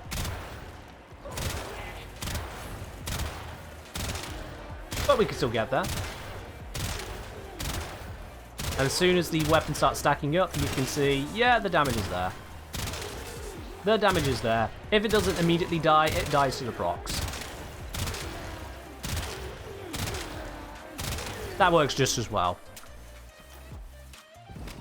Is there a link to the community stream scheduled on Twitch for drops? If you do ! drops, I believe that will give you a link to the post about the community stream. D puts out information usually at the start of the week about community streams. Do we have news on Taviri? We do not, Esprit, no. Nothing new. And yeah, this isn't as strong as you can make the gun. This is messing around at a relatively basic tier of using it. Yeah, it's still got the upgrades that you get after you complete the entire star chart. Don't get me wrong, this is not something you're going to be picking up straight off star chart, but then you're not really going to be farming it that early usually either. This It's the kind of power you can expect. And I'm just not having to reload because of the efficiency. This is an insanely powerful weapon. Insanely powerful weapon, which is wonderful. Alright, this, just a quick last call on this because we've just hit 2030, so I think the drops are now going to reach that point where if you're not already watching, it would not be enough time now. So I'm going to just update the stream title so no one gets bamboozled by that. I'm going to update the stream title so no one gets bamboozled by that now. Perigel versus Fenmore. The Perigel is sniper focus. Fenmore is more of a to whom it may concern focus. So Fenmore, yeah, I've got a build for the Grenadier here. This is a corrosive approach. Sure, that'll actually be suitable for demonstration purposes. These guys are weak to corrosive. Drop just landed. Nice.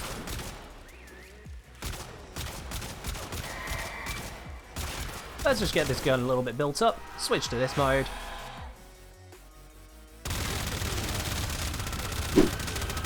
And this is what the Good evening. This is what the Fenmore is capable of. Good evening, Relay. Thank you very much for your 15-month resub. Bloody hell, you've been here a while. Thank you very, very much, dude. I appreciate it. So yeah, the Fenmore is still pretty darn amazing as well. The Fenmore is pretty amazing. Still wearing Rubico Prime? Yeah, the loadout doesn't update very quickly. Doesn't update very, very quickly. Just gonna fire up a few shots because why not? So yeah, the Fenmore is still in an exceedingly good spot in comparison, but the Perigel, it still puts out a lot. And as I say, this is an unfinished weapon versus the Fenmore. I'm quite happy to build on that one. I have heard that the Perigel here is a good pickup for Eidolon hunting as well, yes. Addy, I don't have a Phantasma Prime build. Haven't focused on that weapon. Just haven't. Hey, yo! Homage Salty, thank you very, very much for subscribing. We've been Prime for the second month running as well. Thank you very much on that one there. And it looks like you've gone and started yourselves a hype train. Crazy Trucker, I don't know if I called that as well. Crazy Trucker, thank you very much for subscribing with your Prime. To all of you, enjoy your lovely badges, your access to the supporter T-Lounge, your emotes, and your ad-free viewing. It's all a bonus. Focusing on us with that Prime Bane and Grenadier, I mean, it's an important thing to have. It's an important thing to have. Absolutely. Will Rubico Prime be finally dethroned as the Eidolon Hunt Sniper? Maybe. Maybe, especially because Rubico gets vaulted. Perigel is always going to be accessible. You can always use this sniper. Once you've, got the other requirements. You don't have to worry about the game saying, nope, not available right now, come back later.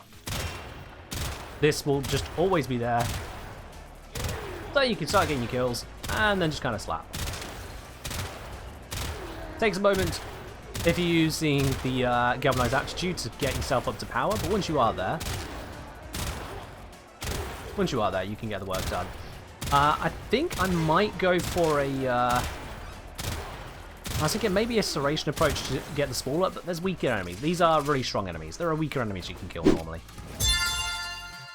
Yo, Ajax, thank you very much for subscribing with tier 1 once again, up onto 2 months now. Enjoy your lovely bronze badge to go with it. Cheers, my dude.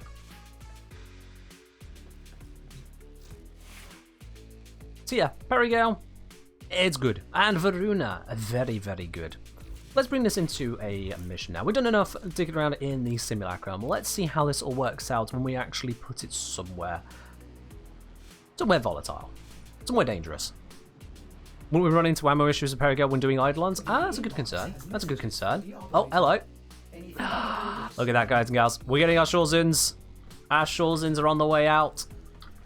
If you've been watching for the drops, they are being deployed already. You know, I'm going to pop that straight down. I'm going to pop that straight down somewhere. One Shorzin, please. There we go. I have a few other Shorzins as well, but you know what? I'm going to pop this new one right there. Lovely.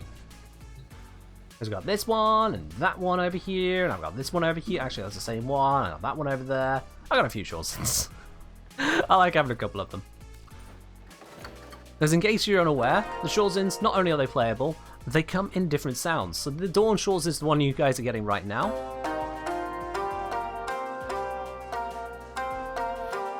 Which of course has a nice lovely sound to it, and you can switch between the scales to give it different tunes. The different scales can give it a different vibe to it, but then we got the different Shorzins entirely. Like, for example, we got the Nalumbo. The Nalumbo.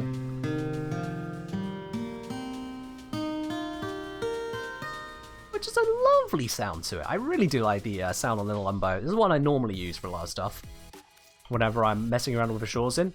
And then we have some of the more interesting ones I've got here. Like, for example, the Tiamat. Break out the bass. Bello saying, I wonder if you could ever have YouTube intro music be made in a Shorzin bit. It's possible, I suppose. It's possible. Oop, didn't mean to press that. Did not mean to press that. Let me get back into Shorzin. To claim the drop, you need to claim it on Twitch, and then once you log into Warframe, you actually get the drop, if your accounts are connected, yeah. So, separate to the base, you then got the core boot, if you want to have things which are a little bit more modern.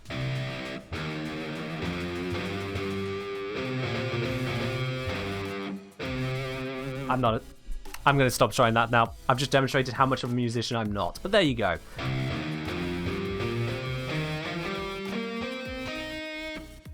Ta-da! Gassy Sassy, the stream will continue, but I doubt that the drops will. If you got here late for the drops, I cannot give you any guarantee. That's why I've taken drops out of the title now, because if someone starts watching right now, they won't be able to get the drop, no.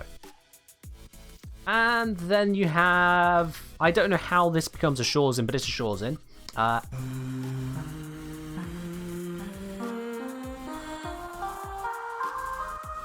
Yeah, there you go. You can have that as a Shorzin as well. But as I say, the one that's coming from this stream is the original.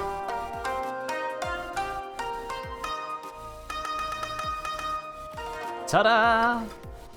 Stream ends at 10 PM UK. You always run my streams for around about 3 hours, so we still got some time on the stream, absolutely. And we have still got the plat giveaway running as well. Exclamation mark ticket if you want to get a chance to win it. That's how you get in on that one. What's the name of the Shorzin, which sounds like electric guitar? That one was the Corbu. You can get those all in the market here, so if you just type in Shorzin, this is where you can get the Shorzins. So Corbu, that one has the electric guitar sound. That one for the...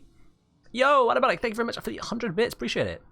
Magical is all it's had to say there. Void Song for the oohs and the ahs, I suppose. Narmer, I think it's another deeper electric guitar sound, similar to the Corbu, but slightly different. I think that's what that one is. Tiamat is the bass, Nullenbo for a guitar sound, Dawn Shorzin for just a typical kind of Eastern vibe. And it's wonderful. All absolutely wonderful there. Might be worth mentioning the slot pack for people who don't know about it. Let's quickly mention that as well. Whether you're new or veteran, there is a slot pack. It's come in handy for ICO, my friend. So let's announce that to everyone else if I can just remember where it is. I think it is in the Lure's Prey bundles. Yeah, complete starter slot bundle. This is something worth picking up if you've got the spare platinum going around. Certainly if you're a brand new player, this is the best way to spend your starter 50 plat. Because it gives you 2 Warframe slots, 2 weapon slots, and 2 companion slots. The whole bundle is 64 plats worth, and it's 45. So yeah, that's a brilliant pickup right there. I'm not going to pick it up myself for the simple reason that I already have all the Warframe slots I need, you know? I'm kind of covered on that front. Otherwise, yeah. Marcus Lanes, hey, first time catch your stream, heard you the man to ask about builds. For the frames I've got builds for, there are plenty which are works in progress. I don't like to issue builds until I've really refined them down.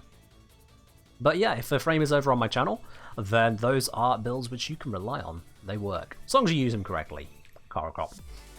As long as you use them correctly. Over 100 plat because of 2 Warframe slots? No, I think that was counted in it, because a Warframe slot is 20 plat, hero. And just bring that back. Just make sure I'm not miscounting myself there, but yeah. Yeah, so 2 Warframe slots would be 40, because it's 20 per, you see? So it's not lying to you there, that it's actually 40's worth. So you can just sum up the lot. Weapon slots, they come in pairs, so it's just 12. And these come in pairs, so it's just 12. But those don't usually come in pairs, they're 20 each. It adds up. About Baruch Prime is coming. So Baruch, I need to refine on that one. I'll be quite honest with you. Baruch, I've never really gelled with as a frame. it's just not really been my thing.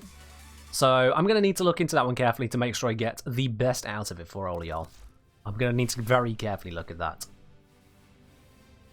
Alright, this is this build that I've got as a default go-to so far on Voruna. There is definitely some room for alteration and adaptation in all of this here, but this is where I've been running so far. And you know what, I'm just going to run this as is. I've got Arcane Grace for additional healing, Arcane Avenger for additional crits, and Shepherd, it fits the polarity, and it keeps my companion slightly healthier. So why not, you know? Why not? As I mentioned earlier, the Incarnate weapons love Voruna. Voruna loves the Incarnate weapons, because with Varuna's passive on Lycof's Hunt giving you 100% heavy attack efficiency, it still has the cap of 90%, but if you have a Riven with negative, it fights against that. So with that giving you all of the heavy attack efficiency on demand, it means you can activate the Incarnate mode as cheaply as possible, which is wonderful. Let me make sure I've got this on the primed build. We got the Voruna, we got Perigale, which is being leveled up. Grab Satellite. I can just sit there, who cares? And Carrier, I'm going to keep Carrier defanged, just for demonstration purposes. Where do you get Shepherd? You'll have to check on the wiki on that one, ICO. I'm not sure. You have to check on the wiki on that one. So I'm going to take this into a little bit of Conjunction Survival, because why not go into the brand new mode? And if you want to be a little bit of a part of that, first 3 people send me a message in game, the Kengineer, I'll bring you into the squad. I will give priority to those who haven't already been in a mission here today. But yeah, if you want to be part of a little bit of Circulus farming, just whilst I show off the power of Voruna and Perigale both at the same time, send me a message in game, !join if you don't know how to do that. So I'm saying maybe Combat Discipline to Force Proc Avenger, even if you aren't taking damage, I expect to still get hit. Korokop, say hello again. Oh, no one's jumping at the bits, I'll bring you in. 100 MK for VIP. Yeah, every time it gets picked, it goes up. Every time it gets picked, that one goes up, Tilly. We have Korokop the Mortal in chat. We got, in chat, in squad, we got 2 more spaces available for anyone else who wants to join in on that one there. Tilly, you've got a shiny badge. You've got a shiny golden badge next to your name. You're very welcome, Inu. You're very welcome. Enjoy the shores in. I was so happy when Dee reached out. They're like, "Hey, yeah, we can do a drop on the channel. Do you want to pick something?" And I was like, yeah, that decoration right there, the shores in, the one that everyone can interact with." So I give you guys a shores in. Specifically chose that one because it's not just a decoration. If you know me, if you know this channel, you know that I like things that are practical. And that's why I picked the shores in. Yeah, it's not the most mission winning, but it is practical. You can interact with it. It is a proper something. Not just a shiny bits of something on the ship. Alright, we got a squad. We got Silenci, we got Korokop, and we got, of course, myself. Let's see, Fulman, Lex Prime, Skiajati. Yeah, it should work. Arcoplasmor, Detron, Strofa. Yeah, that's going to slap. That's going to slap. Let's do this.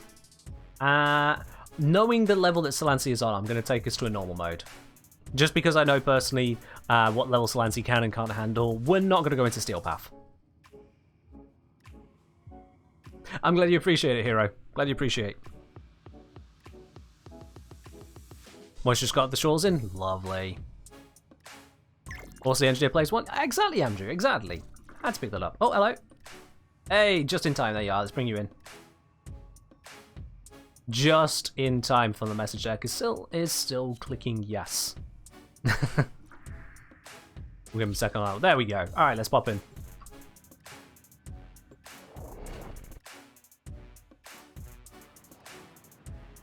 My pleasure, Gassy. My pleasure.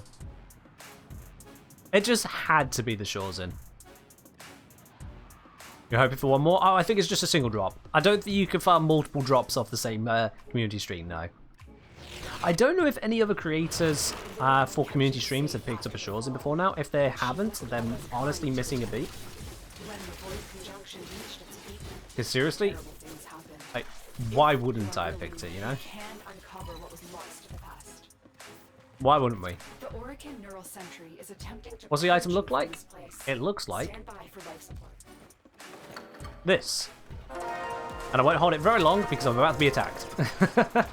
So you'll forgive me if I just head off into fighting.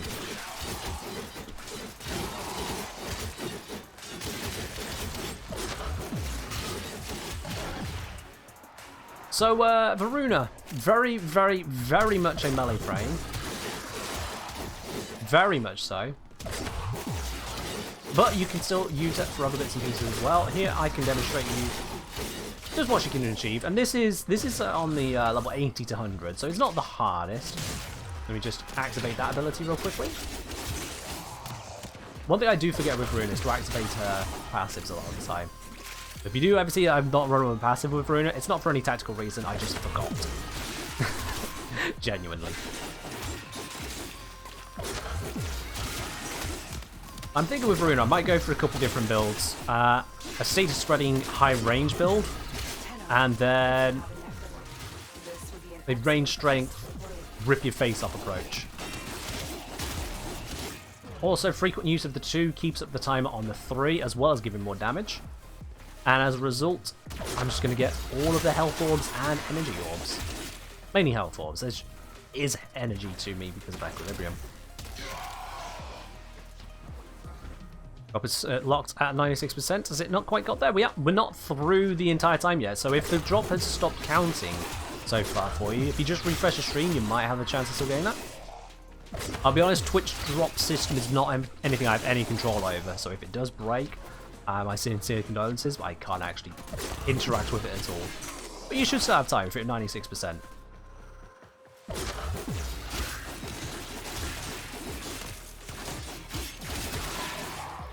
And 1 or 2 other streamers that just shores of their drop. Ah, fair do, fair do. I thought others would have picked up on it and gone, yeah, you know what, this is the correct pick. I figured I would not be the only one to recognise the awesomeness it is of Shore's in.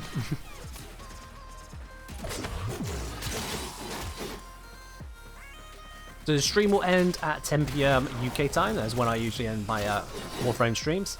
However, the drop will stop at 9 PM, which is in a few minutes from now.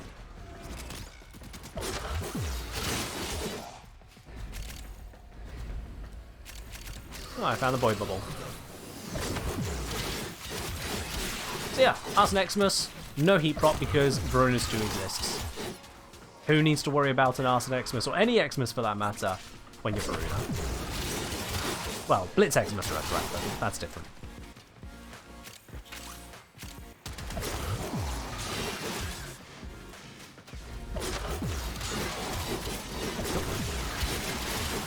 Hit the enemies, spread the status procs, and get all the lovely damage bonuses.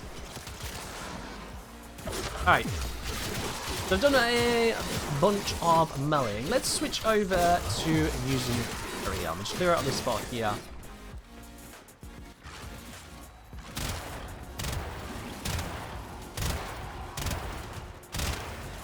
As long as you nail the headshots, you can keep firing. Nailing the headshots is the problem when someone comes in and just wipes out everything. But as long as you nail the headshots, you can keep firing. Like so. And if I do that... Oh, he just instantly died. Well, that was not convenient.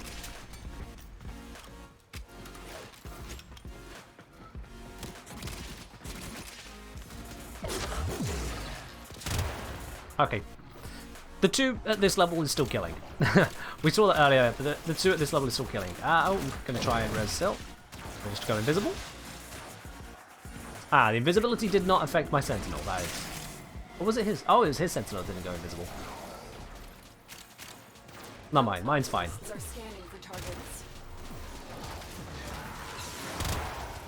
Ah, it's hard to see through all the mess over there. I'll go this way. I may have revived him, but I don't want to stand near him. So I've got the ammo efficiency on the headshot again, so I can just keep this running. And run out quickly.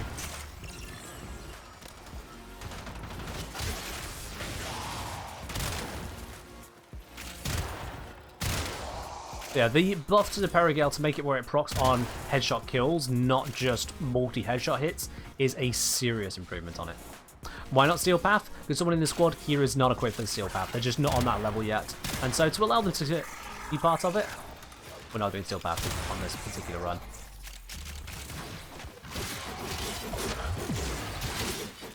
Trying to say, hey, got a build, want to submit to Discord, see if anyone knows how to improve. My game is in Spanish. Should I change language before submitting? Yes, please change the language. To make it where people can actually see what the hell's going on, to be quite honest with you. It is an English-only Discord for moderation purposes. I still haven't switched my amp, but it's fine. These manifestations must not be allowed a foothold on Lua. Life support is at risk. Destroy them. Oh, Silla's died. He's suicided.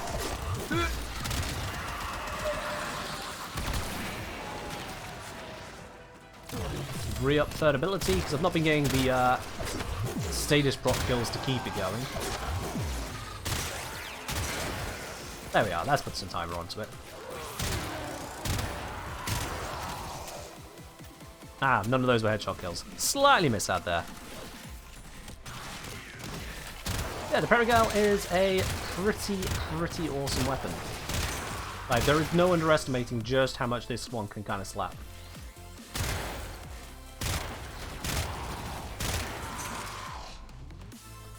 However, I am going to switch back to melee, because this build is designed for melee. This build is designed to just melee things so hard, they wish they never tried. As evidenced.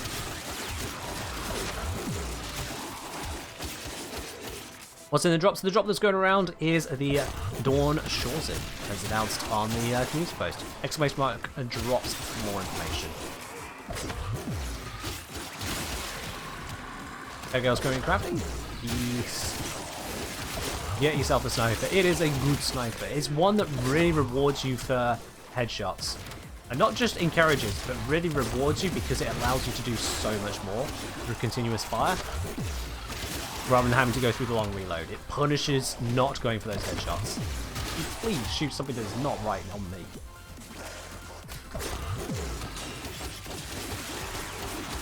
Am I planning to do more runs? We're mixing around things. We've still got over an hour on the stream, so I'm still planning to do plenty. See what both Voruna and Perigel can achieve. I'm just ending up in the way to extract for some reason. Yeah. Perigel's a sniper version of the Nell. Good way of putting it, yeah. It is. Let's see, number 3. Sil, you don't need to waypoint a item star, but you can see the waypoint for it. Everyone gets it automatically.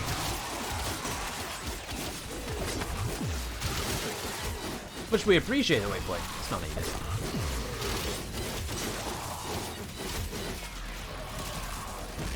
Oh, I didn't switch over to heavy attack efficiency. My bad. I'm gonna have to rebuild my heavy attack. I'll rebuild my combo. Whoops. How good is the axe, the Sarafang? It's alright. It's a faster but weaker Grand Prime, basically. The quirk on it is honestly forgettable. I'm not a fan of the quirk on it. That's the, I think it's Heavy Slam. Will also drag in enemies. But otherwise, it's a weaker version of the Grand Prime. It's got lower crit stats, lower damage, higher attack speed, which in the end mostly comes out to lower DPS. And by the time you're caring about DPS, that means then you won the Gram.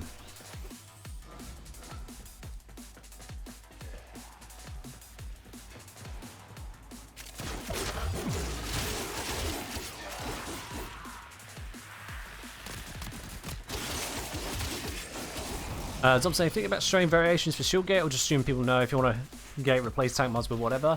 I'll do my usual approach with Warframe builds, is that I'll put out a few different builds, you got a few different options.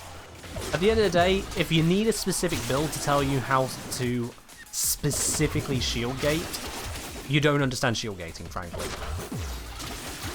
Shield gating is a mechanic which just works the same on every Warframe.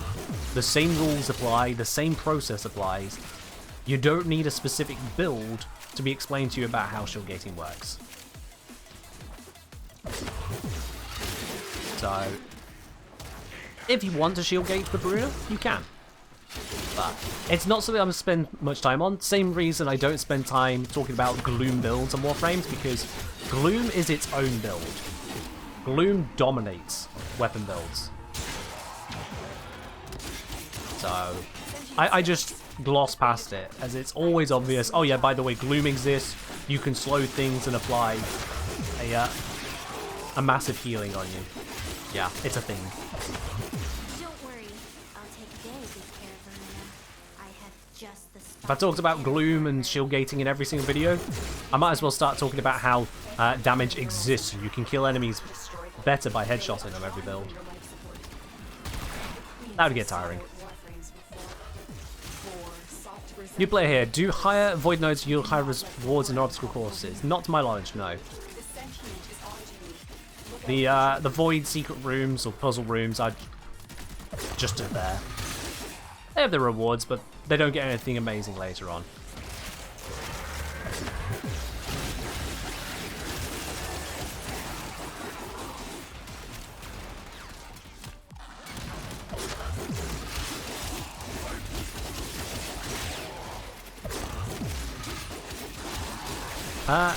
Jeremy saying, not gonna lie, never heard of the Shawson thing, MS28, which is surprising. Anything can slip by. If you're not religiously reading the patch notes of a game, or if you take a break at just the wrong week, you can easily miss updates. Easily.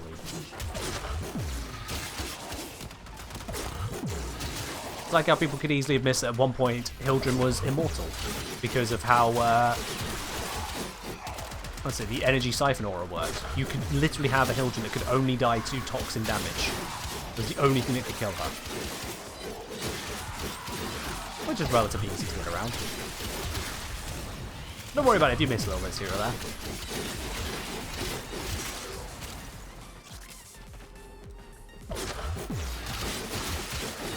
You're very welcome, Artifacts. Enjoy your Shawson. Bring a little bit more music to the Origin system, eh? Well, see, Serata versus Glaive Prime with Voruna. I don't know what would be different about Voruna there. Like, what's the interaction with Voruna you're worried about or curious about? What makes that different from just Serata versus Glaive?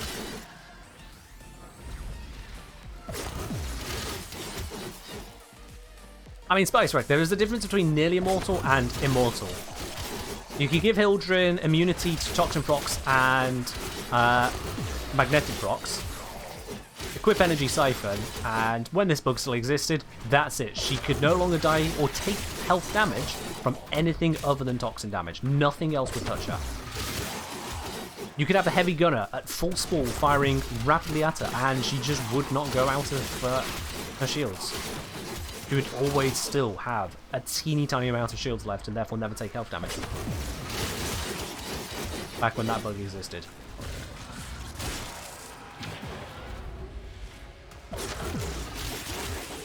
There's not quite immortal, and then there's basically immortal. The mission doesn't have toxin, immortal. That's what she was. It was a silly bug. Yeah, doesn't matter if you're a little late on the drop, you're still here for the stream, and there is still the Platinum giveaway happening at the end of the stream as well. So, exclamation mark, ticket for a chance to win it, exclamation raffle if you want more detail about how that works. Someone at the end of the stream is going to have themselves a little bit more Platinum in their pocket. And if you wanted to use that to get yourself a different Shawson, you absolutely could. In fact, you'll be able to afford a Shawson and then still have Plat left over in the giveaway. You still got that there.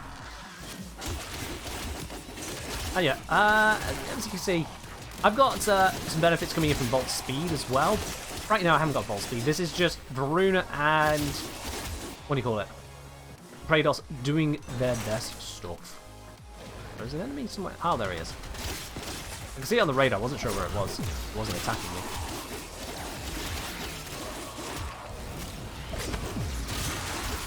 Voruna Praedos, it kind of slaps. It kind of slaps. And a benefit of being able to just dash towards stuff with the two, apply all of the status procs you need to care about. Spread them in an AoE. And it keeps going. Just saying, just got here, what did you miss? You missed 2 hours of stream, that's what you missed. If you want to catch that, you can check through the replay. Otherwise, stick around and enjoy what you haven't missed.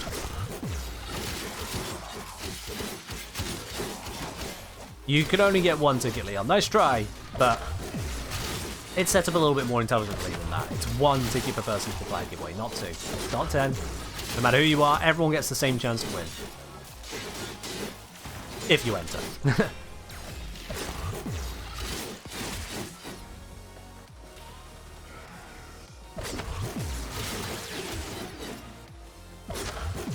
Oh, fair enough, Lord. That is an interesting glitch.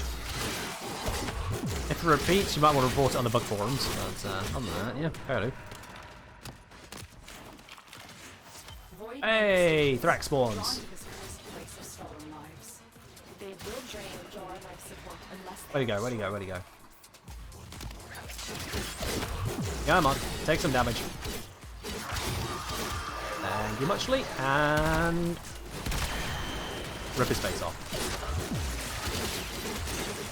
Here's another one nearby here. I think that was the only one on this side. Orcop just slamming their way through the Arcoplasmal. Yep. How do I request me for a YouTube question? I'm here. I'm live, Jzo. You don't need to at me for every question, but you can ask a question. Oh, Sill's down. Let's go over and help him. Run to save him. Oh, he's been saved by the looks of it, actually. But there's still some stuff over there that he's killing. Oh, they got him. Just as I arrived. Beautiful. Alright, whatever.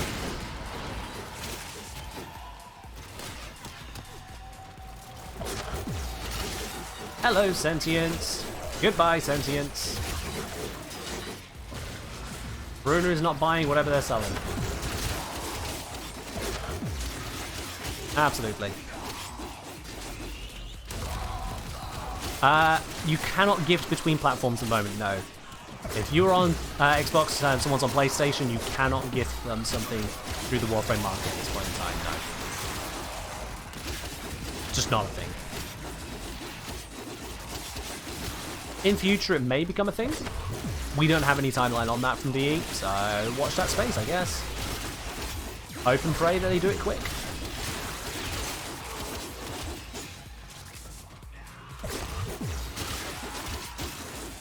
Wonder if the immediate ghostly accolades of Thrax is intended or not. They always do it. They've done it even on the Zaraman, so I would imagine so, yes. It's part of how they get to fight before we can blat them. If you're very lucky, very observant, you can occasionally kill them beforehand, but usually no. They'll usually get it off before you can react. Thank you, Victor. I'm glad you appreciate it, the videos. Welcome to Twitch, by the way.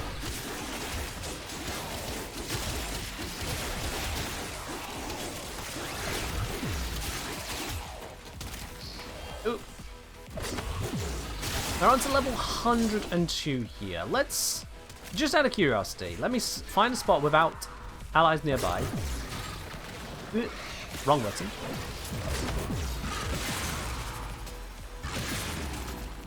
We can get some damage done.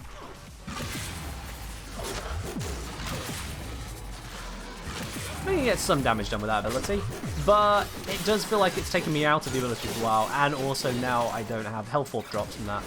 I need to recover my energy from normal melees. Yeah, I'll be honest, I'm not really a fan of the fourth ability. Just trying to get even there. It got some kills in, but... Elements to use against void enemies? Well, these corrupted enemies. Corrosive Heat or a slash spiral build, either of those will work just fine for you. They're standard enough. The Corrosive Heat, if you are not using a staged approach. The Heat uses those few statuses you might get to help burn through. And then slash spiral if you can make it work, because it's just so strong.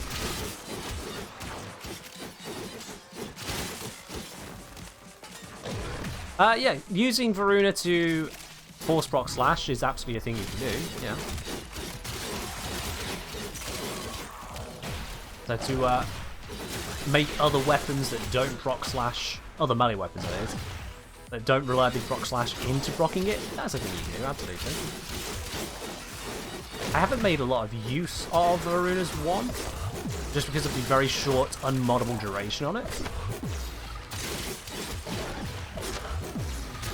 I just don't really feel like casting an ability every 10 seconds, on top of the fact that I'm already casting two abilities for a lot of damage. I feel like I'd be spending far too much time casting. What's a better option, Cronin Prime or Kratos? They're about equal, really. Cronin might have theoretically slightly more DPS, and then the Cronin has some... and then the Praetos has some additional ancillary benefits to it. So there's not really a lot between them in terms of practical output. Pick your favourite.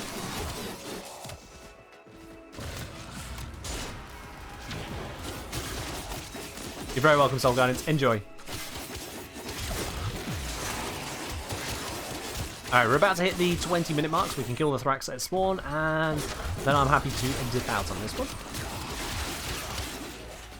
This is yours. Hey, Voruna blueprint. If only I didn't already have Voruna. I fear we are seeing the consequences of that risk now. Destroy these warriors. Crikey, they're all over here for some reason. Let's help by getting rid of some of them.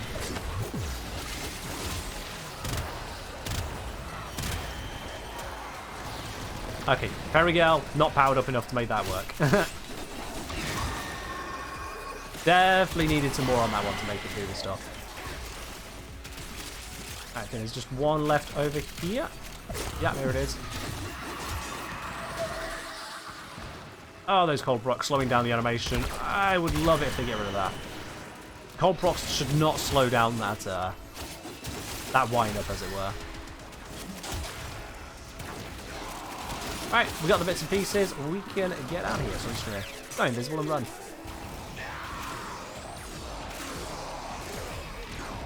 I can't see over the Archoplasmor. There we go. Take a hard right. And...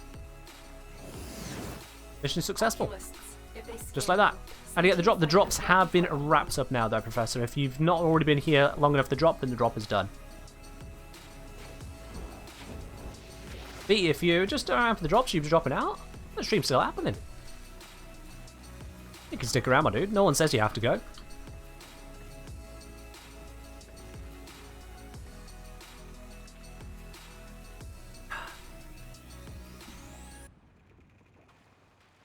Don't know who we are waiting on. There we are. Lovely jubbly. Look at that. Absolutely slammed through. We got ourselves 32 Lure Thrax Plasm, that's nice. Voruna blueprint, but I think I already have that. Amco's got 1,000 extra XP on it. Way. Eventually I'll level that up. Cheers, Enjoyer. Cheers.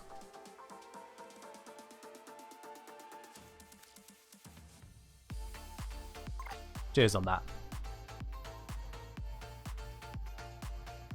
If I had to pick between the 3 Excalibur frames, which one I pick based on their stats? 3 Excalibur frames. Well, Excalibur Prime is inaccessible, so then you've just got Excalibur and Excalibur Umbra, and well, Excalibur Umbra comes with Umbra Forma built in, and has higher stats. Normal Excalibur, 2-5 armor, 100 energy. This one's got 300 armor and 150 energy, so I mean, Umbra's a stronger one, yeah. Alright, so you have fun. Thanks for joining in. Umbra is the same stats as Prime? Yeah, makes sense. Umbra is effectively a fill-in for the Prime for those who can't have the Prime, basically. Actually, use the crowns behind the arsenal? Thank you. I think it does look real nice there, doesn't it? It does sit quite nicely onto it.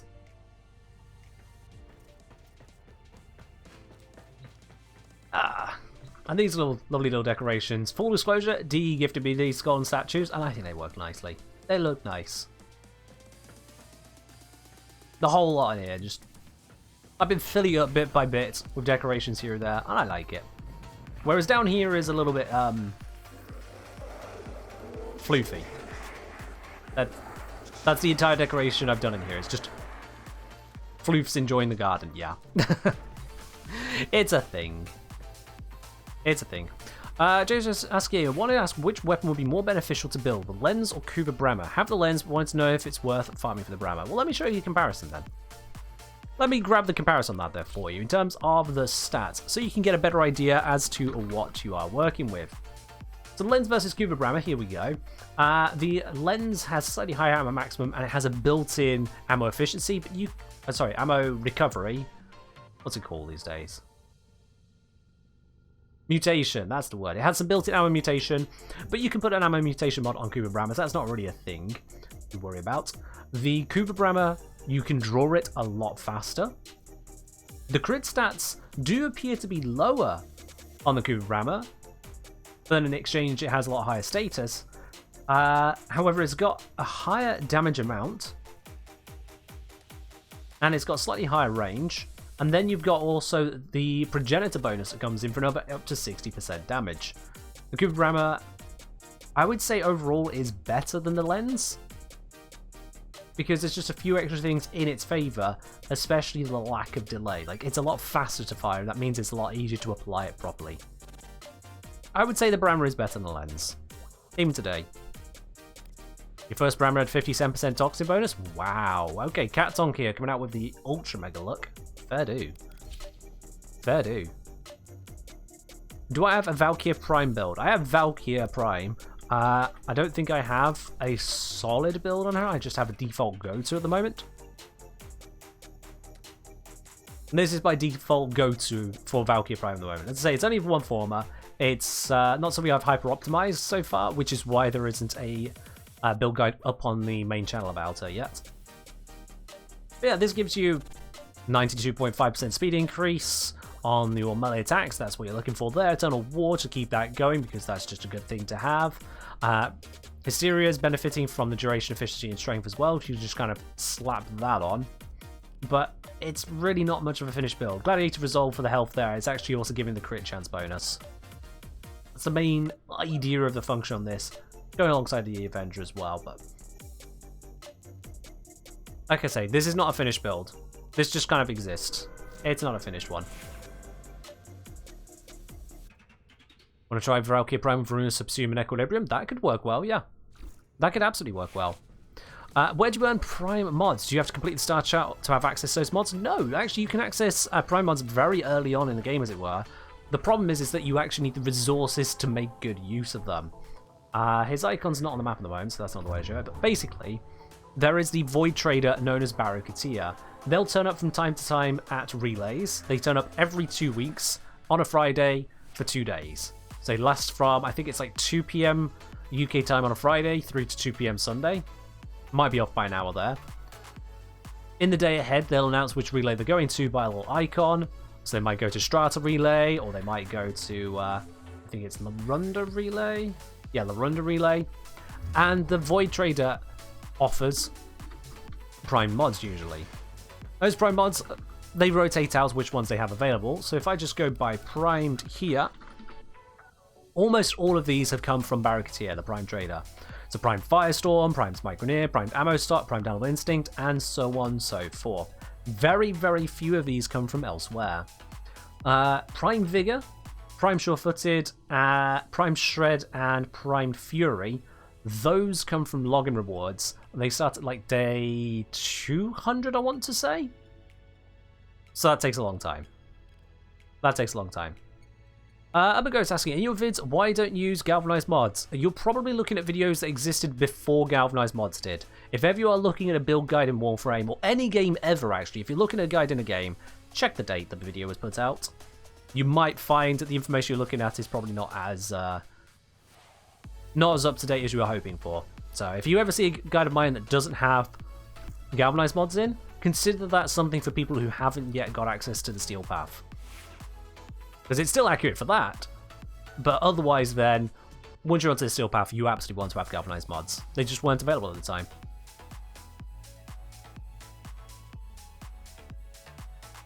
Prime Chamber? Yeah, Prime Chamber. Does anyone know where the skybox for the Dormer Zone? No idea on that one. No idea on that. What's in Lewis Boonbag? Not sure. You have to check on the Warframe post that put it out. Lewis Boonbag is not something I have any part of, but I can't help you on that one, sorry. Looks he's saying, trying to get a flawless streamline since my next build requires a lot of energy. Oh, flawless as in not flawed. Alright, yeah. Well, streamline you can get in a lot of places. Streamline you can get a lot of places. Let me have a look at the codex here. Have a quick look at that one. Mods. There they are. Streamline. There it is. So yeah, it drops from a lot of enemies. Just a lot of them. As well as various missions. So you can get streamline in a absolute whackload of places. Absolute whackload of them. If you're wanting to try and farm it without just, trading it off someone, you're probably best looking at one of the missions. If you check on the wiki for Streamline, it'll tell you which missions drop it, so you can pick the best one for you. Same goes for any mods there. Check the wiki, it'll tell you where you can get it. You can figure out for yourself what's the best way to do it there. Absolutely look through that. Norman Below saying, just side steel path, any recommendations for zooming through it? Yes, don't go onto it just yet. Do arbitrations. The reason you want to do arbitrations is that you want to unlock for yourself these kinds of mods, the galvanized mods. These are an incredible boon to the amount of damage you can put out. To give you an example here, galvanized chamber comparing to split chamber. This one's got 90% multi-shot. So putting that mod on is effectively 90% more damage. That's just how it works out. The galvanized chamber, it starts at 80%, and then it has an additional 150% available from stacks. So instead of a 90% multi-shot mod, this will give you 230%, which is crazy increase. Especially considering that it only costs 1 pip more drain, so on a 4-man slot, it's exactly the same drain. So that is a huge improvement right there. Likewise with Galvanized Aptitude, this one can give you scaling damage based on the amount of status effects on a target. Hello Voruna. So that can improve your damage significantly before you even get onto trying out the steel path. And as Fundamental has pointed out, also for defensive stuff, you can pick up 2 mods from arbitrations which are crucial to that. So if I just bring up Lavos here. For this one, adaptation, when you take damage, you gain resistance to that damage type. So for your health tank frames and your shield tank frames, not shield gate, but shield tank, this can give you a hell of a lot of resistance, which will improve your defense overall. And I don't need to close that. The other one you can pick up for less tanky frames is Rolling Guard. As it says, on dodge, so when you make a roll, you become invulnerable for 3 seconds, remove all status effects, which is huge. Seriously, you get your shield broken, you get hit with a Arson Xmas proc, something that's going to ruin your day, you just roll. And it's gone. And every 10 seconds you could just do it again, and again, and again, and again. That is incredible for survivability as Rolling Guard. So by doing the arbitrations, you get these major upgrades. The Galvanized mods and the mods of Adaptation and Rolling Guard. They'll improve your damage output, improve your survivability. They will allow you to actually tackle the steel path far better. Did it say, as a dojo decorator, be interested in a video covering best places to farm planetary rare resources? The hideous amount of testing? Yeah. Yeah, DE doesn't put out any real information on that, and so it's all just empirical. And the problem with empirical information is that it's kind of hard to really nail down how accurate your own personal information is. How'd you claim the drop? If you've not already claimed it, Horizon, check into your inventory here on Twitch. It might give you a button for it. If you don't see anything about it, you are probably too late, because the drops have ended. We've still got the raffle going on. But yeah, empirical data gathering in this game is an absolute nightmare, and certainly when it comes to resource farming, everyone's got a different approach to it. Trying to measure that is a devil's own job, let me tell you. Even down to something as basic as Entrati Lanthorns over here on the Zaraman. By the way, you can deploy an extract on the Zaraman, for those who didn't know, so you can also get Entrati Lanthorns occasionally with extractors. But even down to that, I've run many missions in a row, many missions, dozens of missions, and I was consistently getting between 1 to 3 Entrati Lanthorns per run on a fixed Exterminate. I was like, okay, so you get about 2 per run. Easy enough to say. And the number of people are like, I've run 5, 6, 7 missions and I haven't seen a single one. I'm like, how? Because they were playing differently. Using different types of weapons, not using Carrier Prime, or just Carrier, so they're not popping the crates around them. And the different approaches to looting changes how much resources you get. So measuring it is just honestly an absolute pain. An absolute pain, which is why I don't usually cover that kind of topic. Because I don't want to give you half-baked daft information. I don't want to be those kind of creators that just fills up your feed to put out another video. I want to give you good information you can use. Yeah, that's the way I look at it on that one.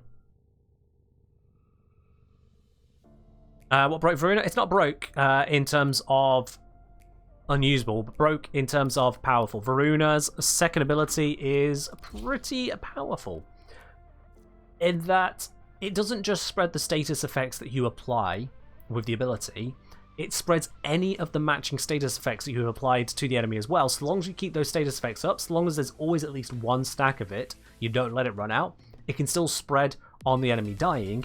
And it has a very funky calculation as to how it spreads those. I'll be doing a full video on it, but in a nutshell, for those of you who missed it, because it was a while back now, let me just switch over the screens here. This is something I recorded earlier about her too. This is something I recorded earlier.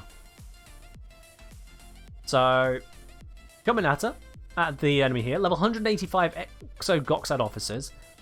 With the 2 I proc slash. With my Rubico, I was just keeping the slash maintained, making sure it didn't run out. And then everything died. That's it in time. And then just everything dies. To walk you through exactly what's happening there, you can see at this point here, we've got 12 slash procs because I've applied a couple extra after the initial ability. So right here, 6 seconds have passed since the ability was cast. I've not managed to kill the enemy yet, for demonstration purposes. Also, it's a very strong enemy. But those 2 extra slash procs I applied, they are still there. And because the ability applied slash, and the ability is seeing slash, the ability still thinks it's active. It's still holding on to that. So at this point here, even those 2 slash I applied during the ability have timed out, but I managed to get another one in, so the ability is still holding on. It's invisible, it doesn't show it anywhere. The ability is still holding on to that slash proc. The enemy dies, and you might not be able to really make it out because of the shot combo, but there, I deal 37,599 damage as a slash proc kill. And what the ability then does is it always wants to spread 10 procs of the relevant status effects that it applied in the first place. So it looks at the Exo Goxad officer here, it goes, aha, yes, you have a slash proc that is worth 37,599. Wait, 1 slash proc? Oh, that must be a mistake. It's meant to be 10 slash procs, so it multiplies it by 10. So it hits these enemies strong enough, 1,440 damage after the armor reduction. It hits them strong enough to apply 10 stacks of 37,599 damage. Which, if I very carefully play forwards, you then see that happens. 37,599 multiplied by 10, account for the rounding errors, 375,000 damage to each target in the radius as a slash proc, or 10 slash procs as it were. And you can see just about on the Goxad officer there, the 10 slash procs. Depending on your resolution on Twitch, you might not see that. But yeah, it took the 1 proc that was left and went, no, I'm supposed to spread 10 procs. So let me multiply it by 10. Bam. Yeah. And yes, Blitz, it only works if the 2 applies the matching proc in the first place. So if it applied heat but no slash, then I could do the same with a heat proc, not a slash proc. Slash is even more incredible because of its ability to bypass armor, and the fact that we can force it with so many different methods like Hunter Munitions, Internal Bleeding, Glaive Prime just going nuts, Voruna's first ability, Voruna's 4th ability, those can force slash procs as well, all that kind of stuff. Hello, Spartan God, it has been a while, yeah. Spice Rack, no, Spice Rack, now that is very important as well. Spice Rack has said, double up on the 2, you'll get almost every proc in the game right there. No. So this is where it gets even weirder. Voruna's second ability will apply any 5 random procs out of the elementals, the combination elements, and the physicals. So that's 13 different status procs. It picks any 5 of them. The second time you cast it, it will pick 5 at random again. It might be the same ones, it might be different, there might be an overlap, there might not. However, when you kill that enemy, it will only spread the procs from the first cast, not the second. So if you cast on an enemy, you see 5 status procs come up, but none of them are slash, casting the ability again on that enemy before the first set of procs has run out will not allow you to spread slash. You need to find a different enemy, or wait for the first one's entire procs to vanish. And if you proc radiation, that lasts 12 seconds, or corrosive lasts 8 seconds, so that's longer than normal status procs. So you have to watch out for that. This ability is completely weird. You can apply additional procs, but you can only spread 1 ability's worth. It's all over the place. But it's still powerful. But it's saying Bay mods sound huge of this. Do those still double dip? Bay mods still double dip in causing status damage. I don't know if they would triple dip on the spread. Let me see. The Rubico I was using there, because this was the build I was using for testing, didn't have a Bay mod on it, so I've not verified on Bay mods. Maybe. Maybe. I mean, you should be putting out enough damage anyway not to worry, but maybe. Can you do viral slash for even more damage? Absolutely yes. So if you hit the enemies with your 2 and it has both viral and slash, first of all, the enemy is probably dead. That's going to be a lot of damage. But secondly, that means you can keep doing slash and viral to them to keep those procs up and running, so that even if the initial status effects would have run out, the 2 will still spread because it still sees the status is there. So long as you don't let them run out, it can keep going. Any one status is still active, it will still spread. Would Voruna's 2 weirdness work with the C2 alt fire? Just like anything else, Raptor, yeah. If you apply 2 from Voruna, those 5 status procs she applies, no matter what they are, so long as you keep them running, they can be spread in an AoE at any point later. If the status procs run out, if all 5 of them run out, then they can't spread.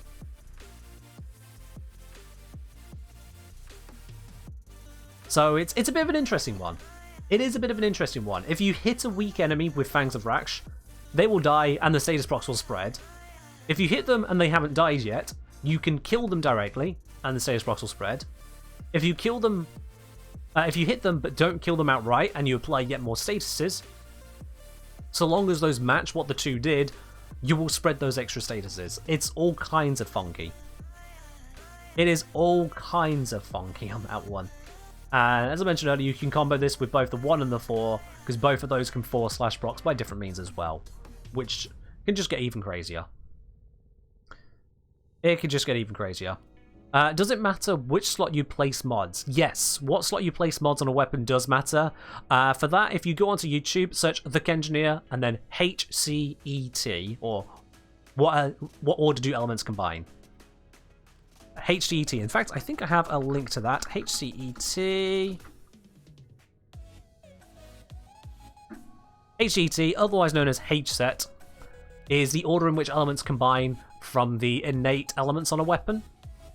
So it's hidden from the modding system. I go into full detail in that video there, so you definitely should check that out so you understand it fully.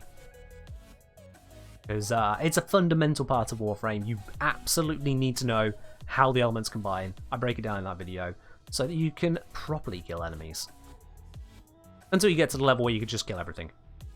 Harrow chassis every time. Absolutely, Andrew. That's the way to remember it. Harrow chassis every time. Link, I just added you with the bot command there, RT. So if you look just below the message I added you, there's the YouTube link. Just added you with it. So let's pop Voruna back into the simulacrum. For anyone who missed that earlier, let me just re-demonstrate exactly where Voruna goes bonkers. Where would the sanctuary be without you?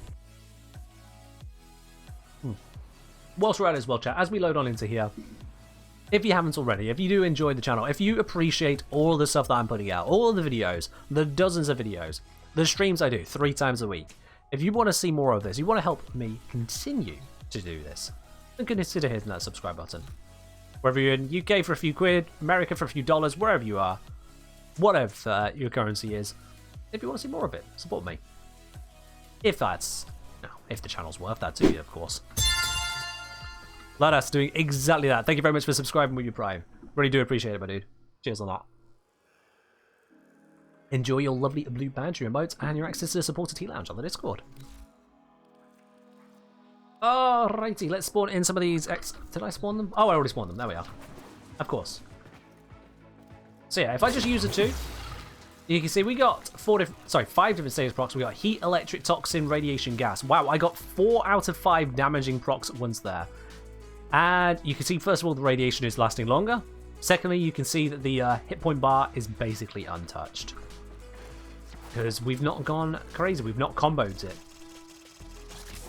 So let's combo it. Yes, the drops have ended now, my dude. Drops have ended, but we're still doing the plat raffle. So exclamation mark raffle for more detail on how well that works. So yeah, again, here I've got heat, got electric, got gas, got corrosive, but I haven't got procs which match my weapons here.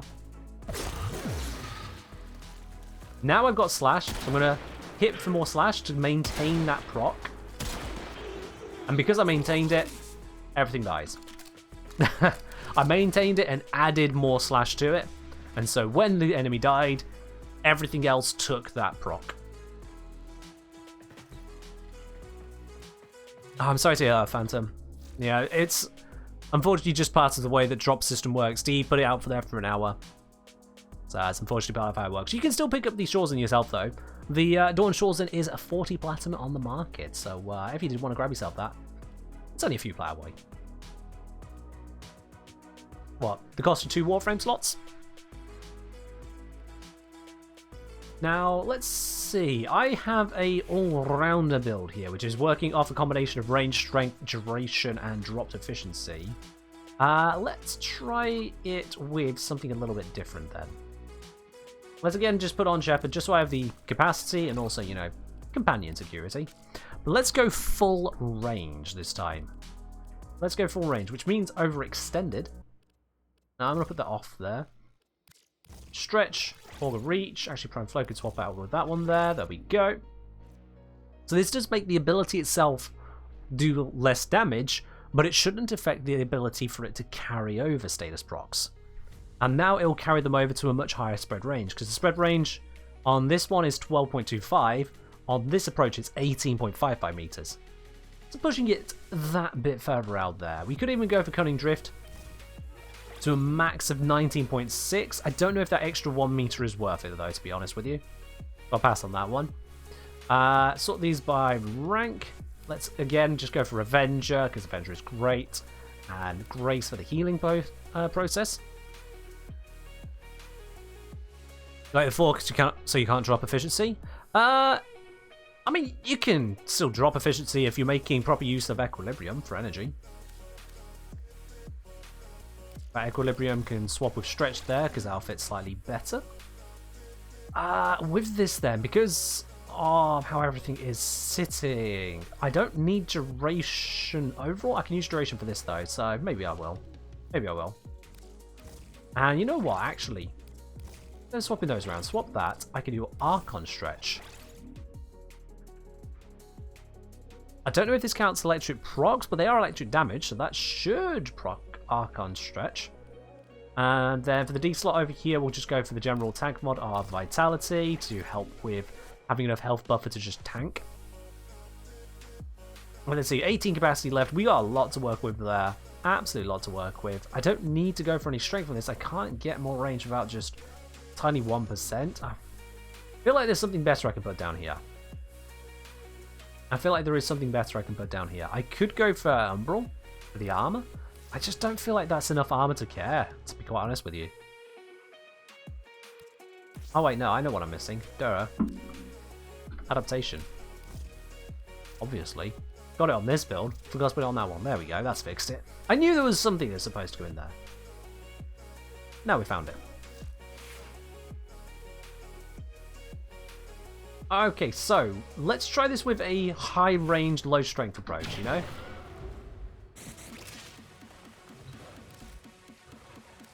Which can with ability to work the 3 better. It will extend the duration of the 3, but yeah, it won't give you health or energy orbs, sadly. It would be nice if that did. Alright, any slashes on that? No, that is heat viral. How about you? Any slash? That's a slash. Maintain the slash. And kill her. Now you can see there, because I killed her faster, it spread across all of the status procs, and as a result of that, it spread over the weaker slash procs, So it didn't have as much of an effect. It still did a lot of damage. Like, we've not had a single cast deal, what, a third of all of their health? I just popped that on there. We're getting slash at the moment. And yeah, that is not taking off a third of the unit's health. That barely tickled it in comparison. So for the extra funkiness on this, we want to get those slash procs on after the others expire. Ah, I let the slash expire. My bad. I nearly had it. Nearly had it. Try going new. Nope, no slashes. No good. Try on you. Slashes? Slash. Alright, cool. Ah, too quick. Does also get plenty. And you see, when I say plenty, I mean it still killed everything. But not quite as overpowered. If you kill too quickly, it makes the two just strong rather than ultra strong. It's a bit of a weird one. It's a bit of a weird one. Oops. Go again, no slash, gonna go to you, any slash, no slash, come on, don't do this to me. Go to you, any slash, there's some slash. Oh, some viral as well, gotta be careful of that. Might be too much, oh no, it's okay. And that'll now spread, and everything dies. There we are, lovely. What we say, isn't that subsume ability pretty good that makes all saves procs hit at once? Yeah, you can use that. You can use that. That is Expedite Suffering, I want to say. Yeah, Expedite Suffering, which will make all the procs happen at once. The downside with that is that the second ability's damage output, once you get into the top tiers, like if you're onto Steel Path, the damage does drop off massively. So if I bring up some more normal units here, Elite Lancers. Oops, no double L. Elite Lancers. If we just go for a bunch of these, but at level 185, doesn't quite match up with their stats on Steel Path, but it's close enough for demonstration. I just hit it. This is with the low strength build, so I probably should get the other build. But even with the low strength build, you can see we're getting some damage in, but it's really not a lot. Once you get onto higher tiers, what you're basically looking to achieve is to get the status effects out there for conditional overload purposes, or, as I've pointed out, this funk in being able to super spread the statuses you apply if they match. So there's a slash one. Oh. I got slash and viral. I think that killed them directly. Slash and viral is the exception against the grenade. That will just kill them. Any moderate unit, that just kills them. Heat and viral burns through them. Takes its time, but it'll get there.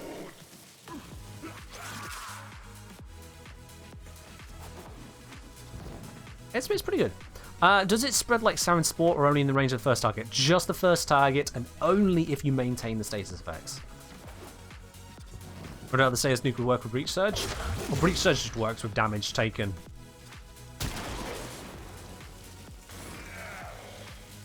So yeah, there we did not have a matching damage type, or matching proc type, no procs applied. So it's just the basic amount, nowhere near as good. There's a slash. And I killed him too quick, because he just dies. But slash works anyway. There is a limit to the 2's wonkiness, is what I'm pointing out here. The 2 is strong, but for the ultra wonk, you need a high level target, which means that the 2 gets stronger the higher the level of the game. Have I checked out her interaction with her 2 in the mecha set? I hadn't. But you know, we can give that a whirl whilst we're here. Why not? Let's grab this build, and can I swap in mecha on this, or am I going to have to drop anything? I'll drop Vitality for now. There we are. So let's grab Mecha Empowered. There we go. And you know what, adaptation for Mecha Pulse. Let's go full Mecha set on this. I swap in Huin. Huin here has the Mecha set on him, doesn't he? Yes, he does. Excellent. Let's give this a try.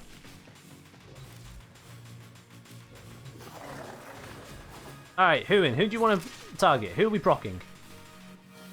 Come on, doggo. This one. Okay. I mean, that worked. Yeah, you can say that worked. There is the downside of having to look out for that mecha icon and casting it onto them, whatnot, but yeah, that works. And what about if we end up targeting the wrong person? That should still work, but it'll be slower. Who in? Pick the wrong person. Okay, so that's the wrong one. So this will be the right one. Oh, that's got no damaging procs on it. And I'm out of energy.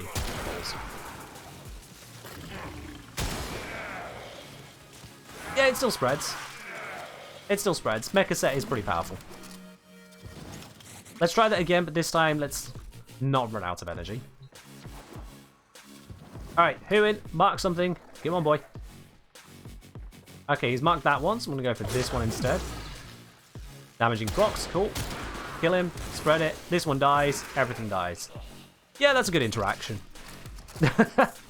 I would say that is a good interaction, eh, chat? Let's bring out something a little bit tougher. Exo Gokstad officers. The ones I've been showing a few times. Let's see how these toughies handle. Hubin, please mark one of these to murder. Oh, okay, this one this time. Okay. Not quite the damage type I was looking for, but you know what? We'll do it.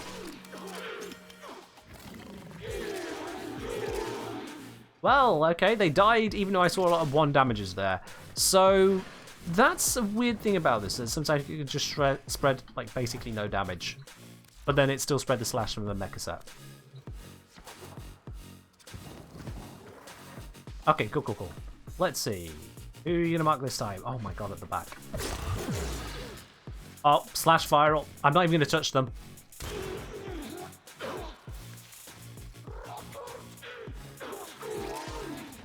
Yeah, that worked pretty well. It didn't spread very far. Oh, what's going on over here?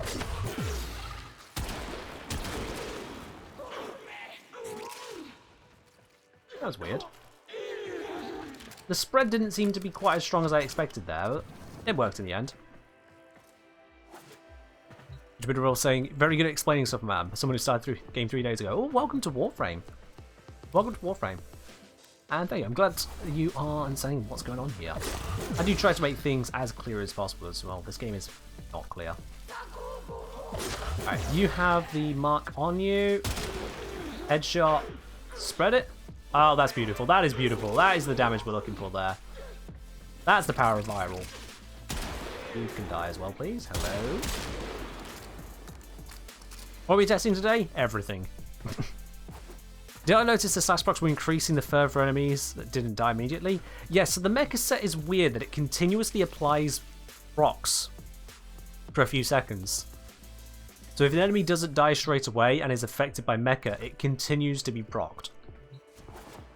So let's do that again. Let's get something to make this simple to demonstrate. Who is who in marked? Who in has marked? This one.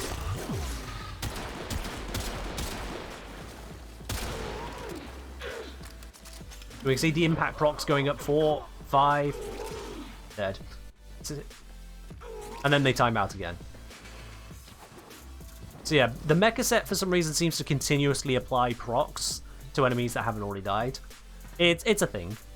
It's a thing. The other bonus of the mecha set, in this case, is that it'll give Voruna a bunch of armor. Because Mecha Pulse here, boom. Every enemy in range of the marked enemy when you kill them will give you 60% armor for 20 seconds. It's a 30 meter range. Our base armor here is 190, so say you have 10 enemies in range, 600% bonus. That's 7 times your base armor, so 190 multiplied by 7, 1,330. That is not a tiny amount of armor. So you can absolutely go for a mecha set approach. The only real downsides are locking you into 2 mods there, locking you into using either a Kubro or a Predacite. I mean, sure, if you want to bring a Predacite, you can, but yeah. Terrify Voruna 2 Mecha equals nuke. I mean, if you're using Terrify, you're armor stripping. And if you're armor stripping, you just use slash procs and then you don't need to worry about Terrify. Yeah. How much longer am I planning on streaming for? I always stream until around about 10 o'clock UK. So we got another 15 minutes or so. We got another 15 minutes of dicking around and trying to improve on all of this. Wish Impact was more useful? Yeah. At least it's not puncture. Impact has a better place than Puncture. It's got that going for it. So if I grab the my unimproved form in here for demonstration purposes, grab ourselves, yeah, just some normal heavy gunners. Just some normal heavy gunners. Don't break this for me, Huin. Actually, Huin would break this. I'm going to switch him out. Pets like to mess with things. Rare TV, cheers. Appreciate it. So, with impact procs at least, I'm using the form in here for the forced impact procs. You can see it's pushing up the point at which I'll be able to land a mercy kill. And certainly if you are struggling with heavy units or Xmas units, those impact procs can really come in handy for you. But it's only for people who are struggling to kill these units. Just for them. And then you have to get multiple impact procs for it to matter. A single impact proc really isn't doing a lot for you. Yeah, as Seismo pointed out, the best upgrade for impact is making impact not impact. That's the best thing they could do for impact, was to give it slash. I'm gonna say that's nah. Do I have a build for Revenant Prime? In fact, I think I can do you one better. There you go. There you go, Duratan. Who needs a build for Revenant Prime when you can have 5 builds? You're welcome. Already got you covered on that one. Yeah, the status types, they're in a bit of a spot. They are in a bit of a spot. Viral is S tier, Slash is S tier, Heat is S tier, Toxin, Electric are in A tier, Gas I'd actually put more of a B tier, Corrosive is B tier, Magnetic is B/C to be quite honest. What am I missing? Radiation, B/C again. Because it's a crowd control, but it can also cause problems for stealth. And doesn't really do a whole lot otherwise. Impact is C tier. Puncture is F. Blast is F. And I don't even know what I'm missing. So if I'm missing something at that point, it probably sucks. Gas great for the infested. Gas will do bonus damage against the infested. But that's about as far as you can talk about it. Like, even that it's not all infested. So we grab... yeah, none of these. There we are. So like, on the charger, yeah, you got bonus damage from gas there. Cool, but, yeah. Cold? Oh, cold is actually a good element. My bad on that. Yeah, cold is... I would genuinely put cold into high B. High B. Impact C tier unless internal bleeding or hemorrhage is equipped. Then it's not impact, it's the slash. It's the slash damage you're caring about, Splash Strike. The fact that the impact gets you there doesn't matter. Frankly, doesn't matter. It's the mod there that is doing the work.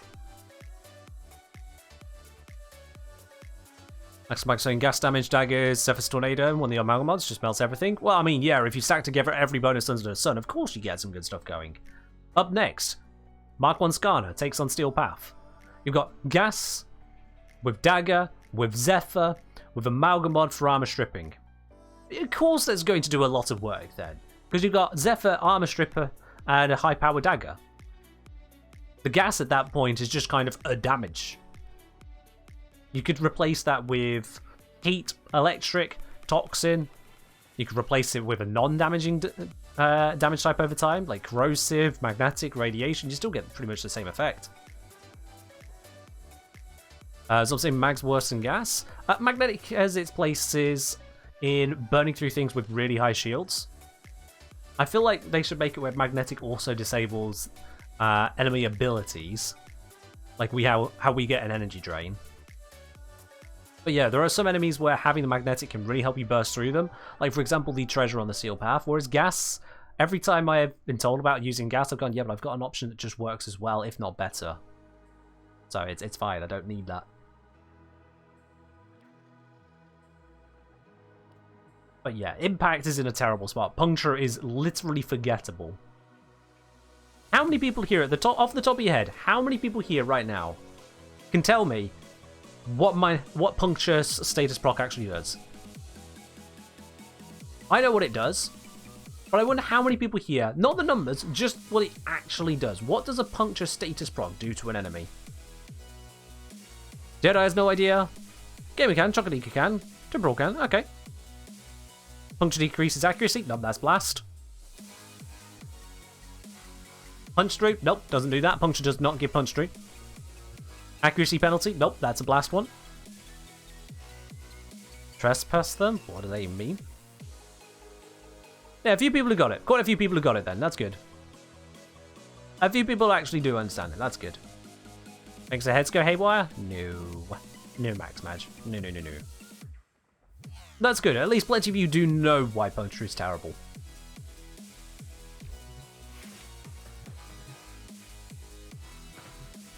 At least most of you do know why it's terrible. You do know what it's actually doing. Yeah, that's a normal amount of damage. Oops, I missed.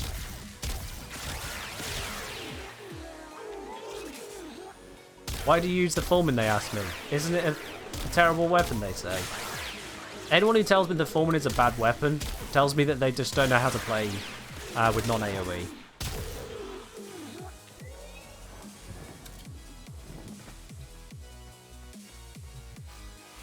So I wish Puncture would give Punch Through, allowing you to bypass a percent of armor. I mean, Puncture damage already goes through armor slightly. That's the damage, not the status proc.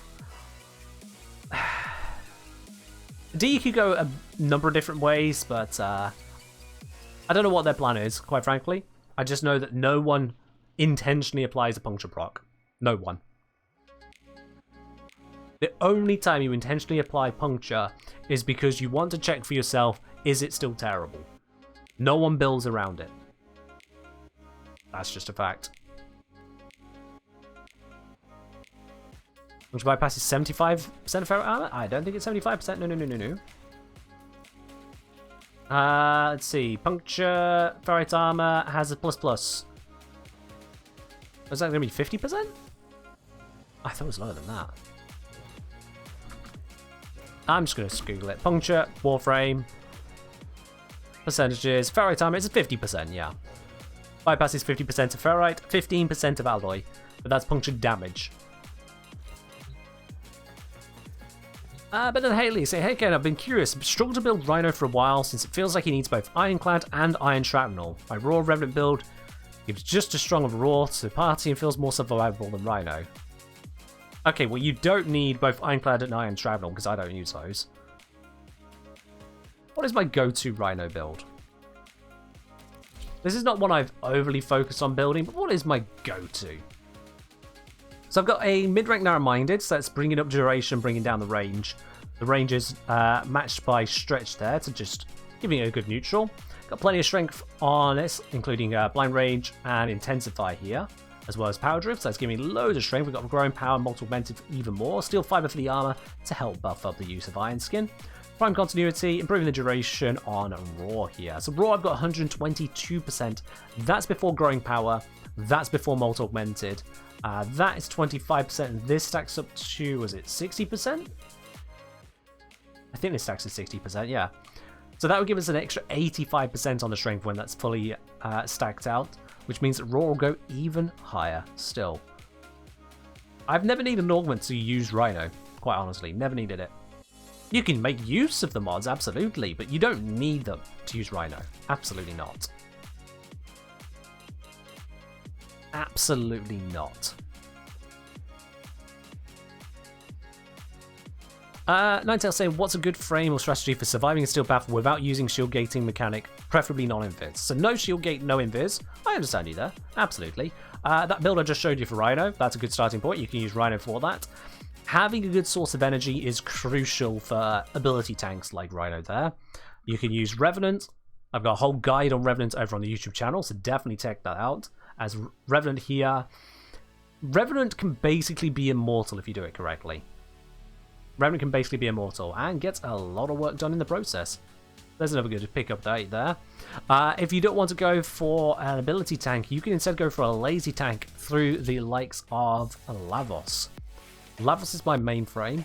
Lavos can heal off Ophidian Bite, fully healing himself if you do that correctly, or you can go for an ultra lazy tank with Arcane Grace. On health damage, 9% chance of 6% of your health regenerated per second for 9 seconds. If you're health tanking, there's going to be a lot of damage incoming. Your adaptation will help protect against a lot of that. Umbral set will protect against a lot of that as well. So this will proc fairly often. And 6% for 9 seconds, that's 54% of your health is regenerated over 9 seconds. And it's got 2000 health. So effectively this, every time it procs, is going to give Lavos over 1000 health back. With the armor granting 83.7% damage reduction, adaptation giving a further 90%, making that 98.37% damage reduction. 98% damage reduction is a little bit redonkulous. It is insanely good to have. Sure, it won't handle into endurance missions where you go into levels hundreds and thousands stupid high, but that's not what a health tank is designed for. A health tank is designed for the rest of the game. Everything except for the redonkulous levels. And quite frankly, the redonkulous levels, you either shield gate or you invis. Those are your options then. So, you can go for health tanks, absolutely. There are a few different health tanks out there. Lavos is one of the best ones out there. You can use Inaros for it as well. Let me think. Those are the two best ones. Grendel, oh yeah, Grendel also can do it absolutely fine. So those three are your best health tanks, I would say. Just as a matter of fact. Valkyrie can also do it, but Valkyrie you want to use ability for just invulnerability too. So that just works. Otherwise, your other way of survival that isn't health tank, isn't shield gate, isn't invisibility, and isn't using ability tanks like with Revenant and Rhino, the other option is just straight up crowd control. For example, if you go for Vorban. Vorban just decides to lock down an entire room. He just goes, yep, there's a grenade, everything is sucked in, if you're an Xmas unit, okay, that's the one to hard focus. Everything else just suddenly stops being a threat. And with Wisp, you can go for a mix of the above. You can go for health off the reservoir, you can go for crowd control using the Breach Surge because it blinds them, you can go for invisibility by jumping. Wisp just has Jack of all trades, Master of none. Breach Surge isn't the most powerful crowd control ability, but makes up for it by being still very strong and also having incredible damage amplification. Wisp doesn't have the best health tank, but it's still got massive health regen for basically zero cost. Wisp isn't the best invisible frame, but is again zero cost. And yeah, as Spice Rack points out, you've also again got the iframes on Wisps too. So Wisp is the jack of all trades for tanking, but I would say that is a little bit more advanced play when you get out to Steel Path, just because you need to fully understand those options. None of them are lazy options. You need to understand what you're working with there. But otherwise, yeah. Otherwise, absolutely yeah.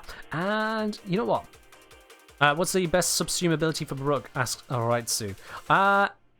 The best subsume ability is going to be the one that fixes the issue you're trying to fix by subsuming an ability. This goes for every frame in every situation ever. What is the issue that you have with the frame that you are trying to fix?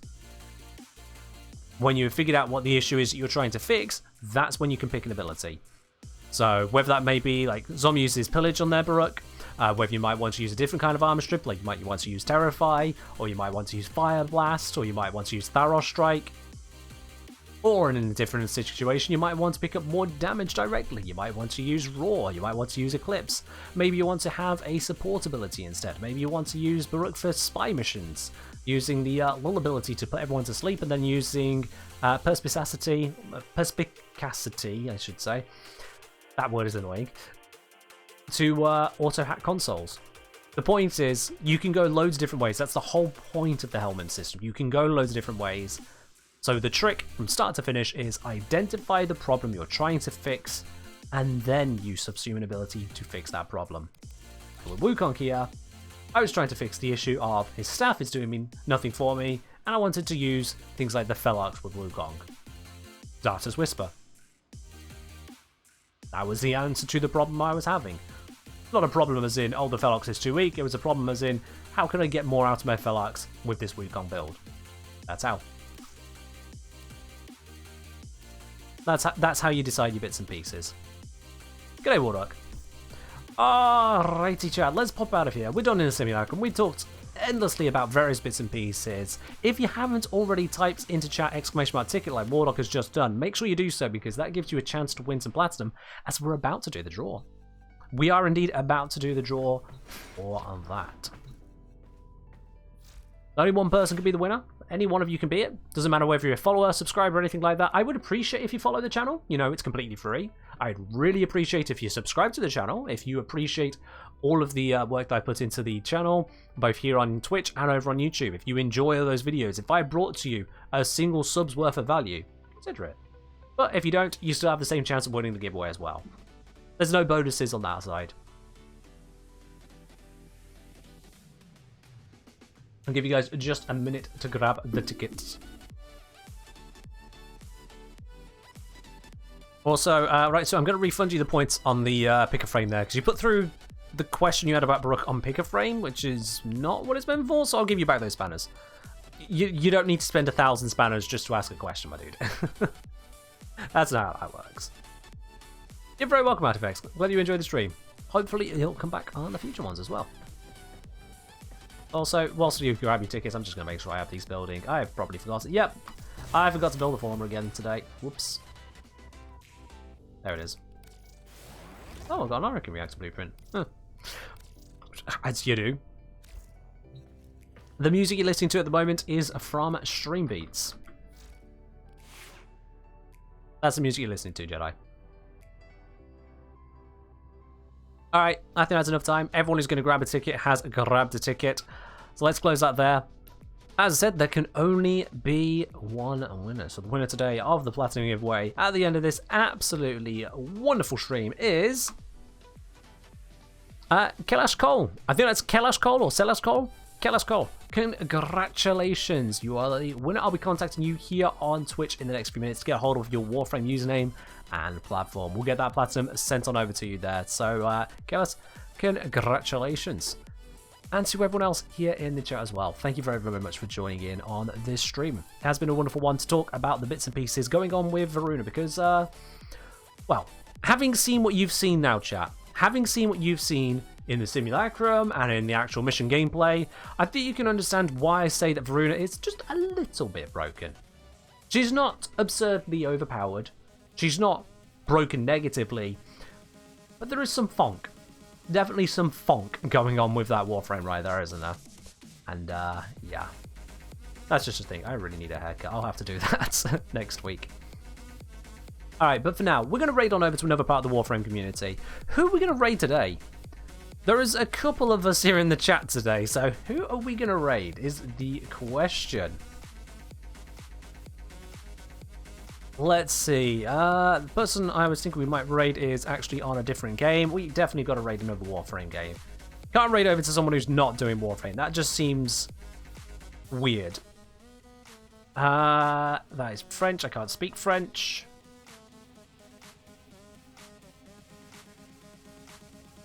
Why does Twitch always forget that I can only speak English? It keeps doing this. You have a good weekend as well, Chocolika. You have a good weekend as well. I don't recognize most of these here. Let's see. Green reference to Warframe. Yeah, why not? Green points a lot. Rally X3 is a suggestion. Oh, who's Rally X3? Rally X3. Steel Path Conjunction Survival. Is that a VTuber? If it's a VTuber, I don't raid. I've never had a good experience raiding a VTuber.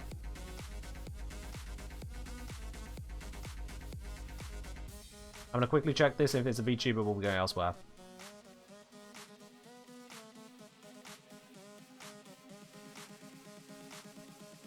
Oh, I'm not a VTuber. Okay, you know what? Yeah, sure, why not?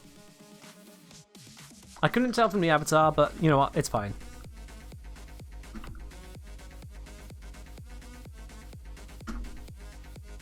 There we go. Alright, the raid is up. Let's be on our best behavior, guys and gals. Let's be on our best behavior. Show them what we're all about here in the Genshin community and being absolute wonderful people. But that is all from me for today. Thank you very, very much for watching. I'll be live again on Sunday, same time again. Until then, bye.